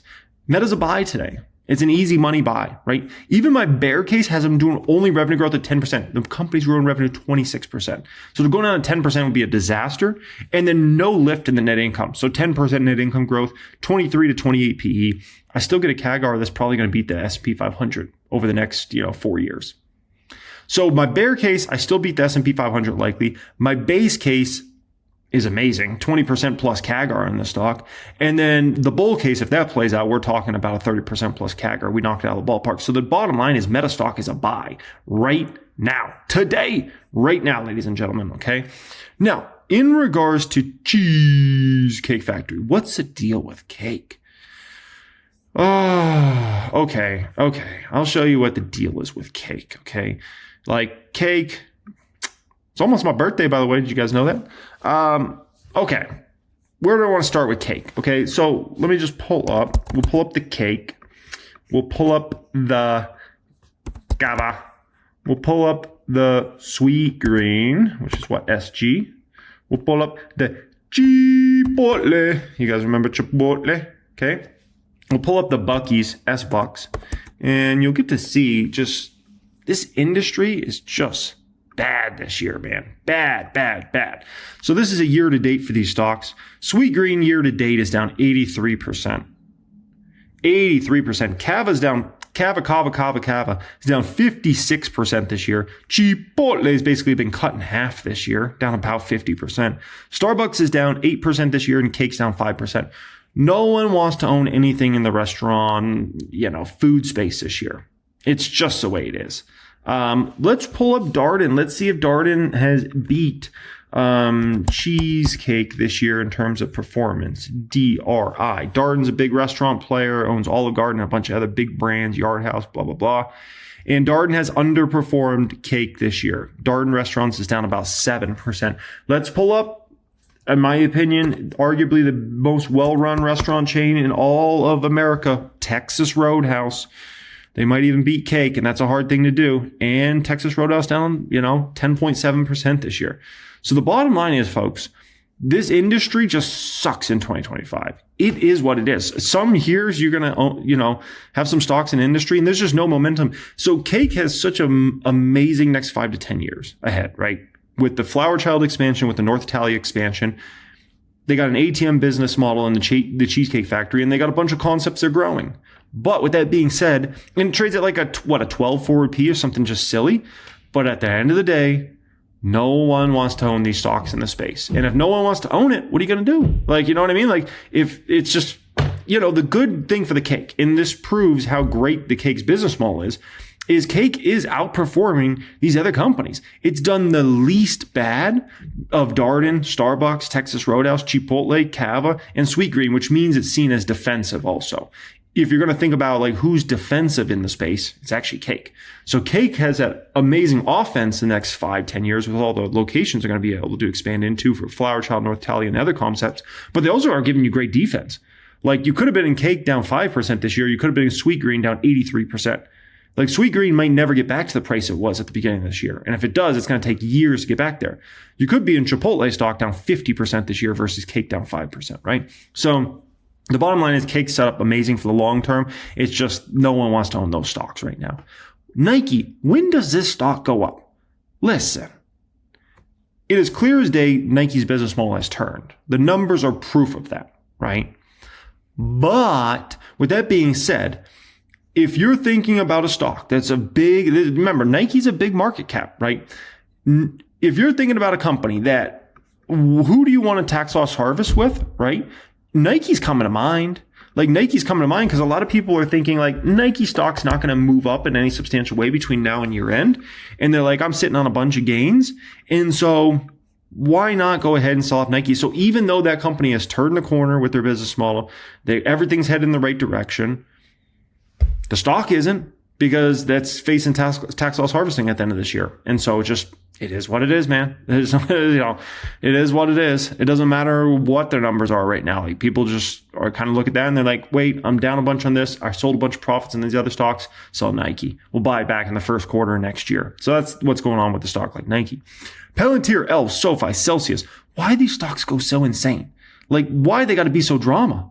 You know what I mean? Like why? Like Why? Like, it's just insane, the moves in these stocks, right? Remember, who's in a lot of these type of stocks? You're going to have people like myself that are long-term investors that love growth stocks, right? And if you know what I preach what? GVD. Growth stocks, value stocks, dividend stocks. The three, right? GVD. When it comes to those stocks, they not only attract people like myself that are looking to be in those stocks for years, they also attract, you know who else? A lot of traders that are in and out of these stocks. Traders can be risk on one day and the next day they wake up and they're risk off. Okay. They're in, they're out, they're all over the place. And so if all of a sudden you get a big risk on day, suddenly all these traders are jumping right in. Stock goes up 8%.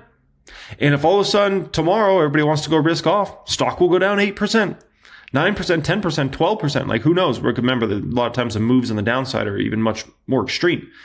And so that's what's going on with those stocks. And remember also, a lot of people that buy those stocks will do it on margin as well, because they already have a bigger risk tolerance being in those sorts of stocks. So they'll play them with margin as well.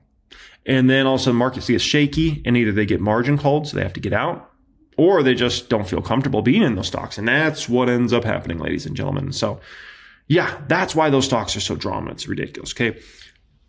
Next up here, Duolingo, Robinhood, these two stocks. So Duolingo, A+ income statement here, beast numbers out of this company. Look at their net income. I mean, of course, their net income was helped by this one-off here, so do keep that in mind. But if you look at their income before income taxes, it almost doubled year over year, went from 25 mil to 46 mil. Very impressive. If you look at their gross profit, it went to $196 million from $140 million. Like, A+ income statement from Duolingo, phenomenal. What's the issue with Duolingo? Well, the issue with Duolingo is there's a lot of fear about Duolingo being somewhat of a fad product, right? It's blown up to be super popular over the last few years, but there's fear that it could be a fad product like GoPro was back in the day, like Fitbit was, and countless other things, and Beanie Babies and all those things, right? And they come and they go. And just like a lot of video games have been over time, right? Like a lot of mobile games, like Clash of Clans was so popular. It's not nearly as popular nowadays, right? And it seemed like everybody was playing with Clash of Clans back then. And now it's not really like that, right? Candy Crush, Soda, Candy Crush, Soda Saga, all those games were so massive, right? And then they weren't anymore. And so you look at something like Duolingo, and we see that maybe that's going to be a similar situation where, yeah, it's been insane and it's so cool and people want to do it, but ultimately at the end of the day, they're not going to want to do it, right?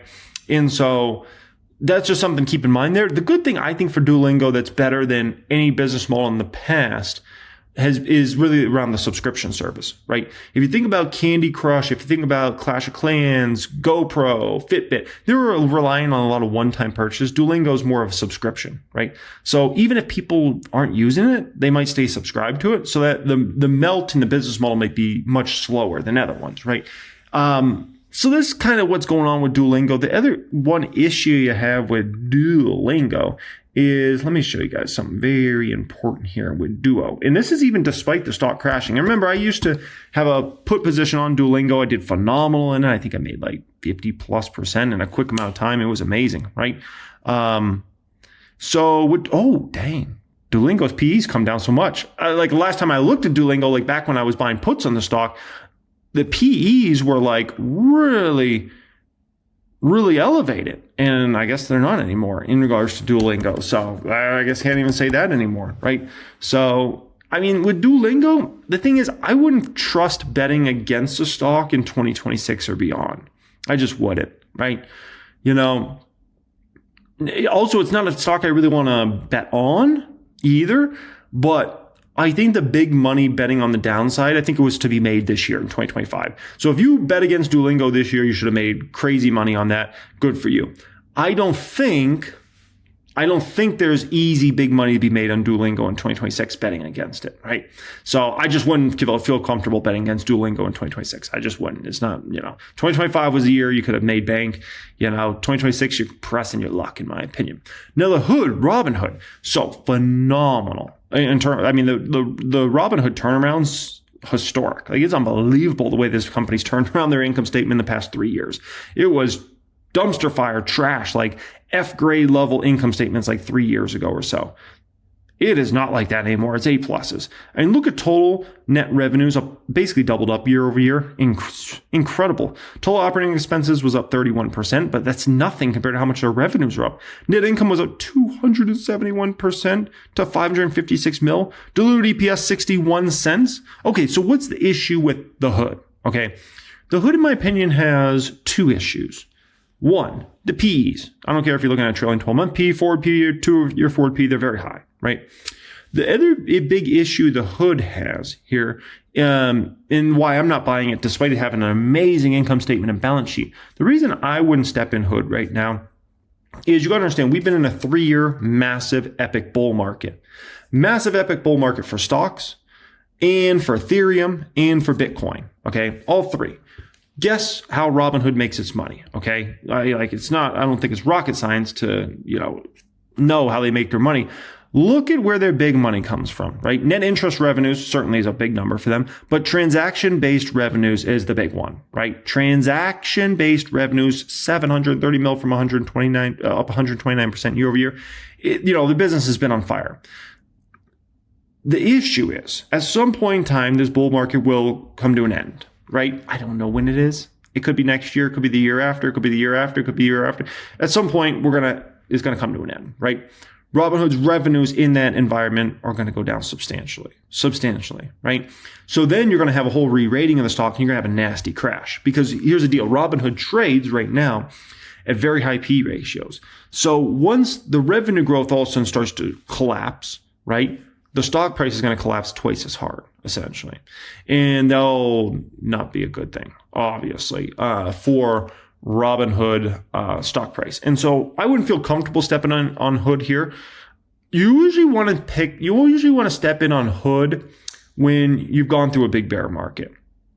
Because when you've gone through a big bear market, no one wants to own some company that makes a bunch of money off of Bitcoin, Ethereum trading, and stock trading, right? And options and all that sort of stuff and margin. To buy now, where margin levels are pretty much at record highs, right? The stock market is right around a record high. Bitcoin's still quite a ways off of record high, but it just set record highs, a month ago or a few months ago. Ethereum, same exact thing. I think Ethereum set a new record high within the past month or so. So, the growth rates in 26 are going to get harder to push up. Like they could still come in with nice revenue growth based upon anybody's standards, but it's not going to be like up 129% year over year type numbers, right? Doubling up the revenues. And so you'll have a slowing of the revenue growth rate in 26. And then if we ever got into like a bear market in 27 or something like that, then you could really talk about major problems for the revenues. And then you'd have a massive collapse in the stock. And when we're talking about a stock like Hood, just understand that stock could go down 50 to 80%. In 12 months. It's not like, it's just, it just goes down 10, 15%. It could go down 50 to 80%, right? And so I'm just not willing to step in at this stage of the market. If we were in a different market, I would be like, dang, the company has its stuff together. How Hood handles the next bear market is going to be very important for the long-term trajectory of Hood stock. If we're talking about Hood eventually becoming a $300, $500 type stock, how they handle the next bear market is going to be really important whenever that next bear market is. If they handle that well, they're able to keep the business model very profitable and have revenues maybe go down a little bit, but not like plummet. Then we're talking about Hood in the next bull cycle could be a $300, $400, or $500 stock. Okay. So that's what's going on there. Hood's a very impressive company, man. The historic turnaround in regards to that. And it is a stock I'd be willing to own nowadays. I just don't want to buy it right now. But could I own Hood someday? Oh, I could absolutely own Hood someday, maybe. Tom Lee, next one up here. It's good to have you. Welcome back. Yeah, thanks, Scott. Good to see you. So the market obviously assumes that this is all going to happen. The government's going to reopen and we're just going to get back on our merry way in the stock market. That's certainly what the trade says today. Am I right? Yeah, I think there's a certain measure of relief because the shutdown robbed us of visibility on the macro data. And of course, there's economic hit and they're suffering because, air traffic is slowing. So I think for many reasons, I think this shutdown was a problem for investors. So what about now between, now and the end of the year? It's the AI trade that really seems to be debated. How do you feel about it heading into this final stretch? I think it's still in really good shape fundamentally. We know there's a lot of visibility for AI spending, and we know there's still innovation and gain of function taking place with the models. So to me, it makes sense that there's still a payoff coming. I think one of the issues that investors are going to grapple with is, even though they may say AI stocks are expensive, NVIDIA still only trades at 29 times forward earnings. I mean, it's still cheaper than Costco. So it's hardly a bubble valuation. No, but I don't think when they talk about the valuation of AI stocks, they're necessarily talking about NVIDIA. I think you would agree with me on that. They're more so talking about names like Palantir and some others where you could easily say, yes, their earnings have been great and the story is incredible. But at some point, you're only willing to pay X for a stock, and maybe that one's gotten a little bit too rich. Using that as an example of the kind of names they're talking about. Yeah, I mean, I think Palantir is an example of what they call like an N=1 company. You know, you've got a founder-led business developing products that really seem like magic for the companies that adopt it. So, you know, should this just be getting a softer multiple? I don't think so. And you know, Palantir's opening up so many markets. And if it was a venture capital firm, they'd be getting, you know, potential carry for how they transform businesses. So to me, I think that this is still a market discovering, you know, how to define the valuation model for Palantir. But to me, that doesn't mean it's a bubble. People would have said that about Tesla in 2018 because it looked incredibly expensive, and the stock in Tesla has been a huge performer since then. But what was last week about then, do you think, at its heart? Well, I think at the heart is the market wobbles. And so when the market wobbles, people, two things, you know, one is they start to take shots at the leaders, right? Because they try to take down the leaders thinking that's what leads us down. But the second, it really highlights the grim reality that we're about to have a third year of double-digit gains. The S&P's up 80% over the past 3 years, and funds are measured on 3-year performance. Only 21% of fund managers are beating 80% over that 3-year period. It is one of the worst ever periods for fund managers. And so they'd rather see the market fall so that it falls to their performance level. I think what's more likely, of course, is the market follows a seasonal pattern, which means there's going to be a lot of chasing into year end. Don't you have any concern at all about the level of money that these companies are spending on their build out, and now the new wrinkle of tapping the debt market rather substantially to help do it? I mean, Scott, yes and no. I mean, AI is proving to be a scale game. You know, it's not like you and I could start a garage and make a model competitive with OpenAI. You know, we need to have scale and a lot of chips. That's really the model that was required for telecom infrastructure and for energy infrastructure, and of course for internet infrastructure and even fiber. So it makes sense that a handful of players are really playing a big role. And just like in the energy system, there's 8 majors. Everybody spends money on the 8 majors, and the 8 majors pay a smaller ecosystem. So I disagree with Tom Lee. Disagree with him quite substantially here, okay? So the way he kind of frames AI is, you know, the ones that spend the most and buy the most chips are going to be the ones that win, okay? Listen, that's not how this works. That is not how this works. It's never been how this works, and this will continue.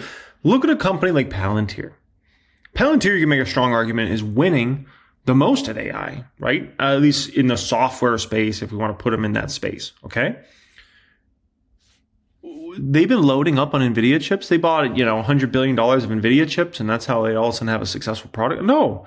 And so, you know, like by just spending the most, people think like that company's going to win. No. And it doesn't matter what technology we've ever dealt with. Like, it's not how it works. The company with the best solution and it knows how to market it the best, they're the ones that win. Doesn't matter. Another company could spend, $1 trillion on the technology. If some other company understands the best way to go about it and understands marketing better than the other company's going to win. One that spent a fraction of what the other company spent, essentially. And so that will be no different than how with this AI game, there's going to be some companies that spend fortunes and don't get much out of this. There's going to be other companies that spend very little on NVIDIA chips and AMD chips and things like that, and might end up actually being huge beneficiaries of AI and win massively. So it's just how it is, man. It's just how it is. I don't know what else to tell you. Okay, next one up here. Ed Jordani. Thought about you a couple of times recently, Ed. Number one, I thought about you when we basically were at 6,900. on the S&P. And I was thinking, wow, Yardeni was 7,000. And actually, you think it could even go further than that, maybe by the end of the year. And then I thought about Tom Lee, who said he had similar targets, but said near term, definitely going to be bumpy because of the AI trade. And people were definitely worried about AI. Is that finished, or is there more to come in terms of just that particular sector? Yeah. Tom and I have basically been looking at the market the same way. And a week ago, when I saw that the bull-bear ratio that Investors Intelligence puts out was over 4, I concluded there are too many bulls. And it looks like we cleaned out some of the bulls last week. But yeah, I think this is kind of a buy in the dip market, particularly in AI. I know there's a lot of nervousness about AI, but that's a good thing. In the late 1990s, when I was around during the bubble, the tech bubble followed by the tech wreck, nobody saw the tech wreck really coming. Nobody was really worried about a bubble in the market that I can recall. Not the way it is today, where everybody seems to be worrying about it. But I think AI is all right. I think it's basically an app that has widespread applications, and what the payoff is actually in the cloud. The cloud providers are making a fortune as a result of AI. I was thinking that too. That I'm always trying to figure out what the hardest thing to embrace is, because that's always the right thing. You know, when a stock, you feel like you're ready to get sick to your stomach, that's probably when you should buy instead of selling it. It's almost always like that. So my idea is maybe we still don't understand how transformational AI could be down the road, and we could still be it. But we won't know for quite a while. What fascinated me about your comments, Ed, was how strong earnings have been. In fact, you could say that there's a floor underneath this market, not based on multiples expanding, which could happen because of the Fed, but based on the E side of things, much better than people thought. Yeah, well, I am an economist, but somewhere along the way, I also became a strategist, and I always found economics a little bit difficult because there's so many variables you have to forecast. When it comes to strategy, as you said, it's really PE times E. It should be that simple. And it's very simple to forecast using that model. Getting it right is where the trick is. But on the E side, it's been phenomenal. I mean, you would think that with all the commotion coming out of Washington, the geopolitical commotion, the pressure on margins from tariffs, that this would be a bad year for profits. Actually, it's phenomenal. We're going to have record highs in S&P 500 once again for the third quarter in a row. And the analysts' expectations just keep getting beat dramatically. So, for example, in the current quarter, the current earnings season, analysts expected an increase of about 6.5%. It's coming out 14% on a year-over-year basis. So you're absolutely correct. I think that the earnings are there to keep the market going. And in a sense, we've had an earnings-led melt-up, which is, of course, the kind of melt-up that you really want. Yeah. It'd be nice if things were based on something like multiple expansions. But what do you have the forward S&P multiple at right now, approximately? Well, right now, the actual forward PE is running around 22 to 23. It's been there on and off. I mean, when we came out of the pandemic lockdown and the Fed came in with its monetary easing to help us get through it all, we saw that the PE zoomed up to 22. And so it took about 6 months to get there. And here we are back at 22. I know a lot of people are uncomfortable with that, but, a lot of that obviously is the Magnificent Seven. They're selling at 30 times forward PE. The S&P 493 is selling at about 1920. That's not cheap, but it's not crazy. Yeah. So you said. Okay, let's finish this off. 1,000 by the end of the year. If you change that you should have stuck to all. Yeah. No, the basic bottom line of it all is we're in a bull market. It's been a volatile year this year, but at the end of the day, we're at all-time record highs in the market in the past couple of weeks. And yeah, I think there could be a good solid Santa Claus rally. I tend to focus on November and December rather than on the Thanksgiving to Christmas period. And that usually adds about 4 percentage points. Okay, so let's talk for a moment about Mag 7, because those are the ones that are most impactful to the market by far. Let's talk about them. You know what? Let's go down the list. We can broaden it out even a little bit. We can say big tech in general. So I have a big tech watch list here.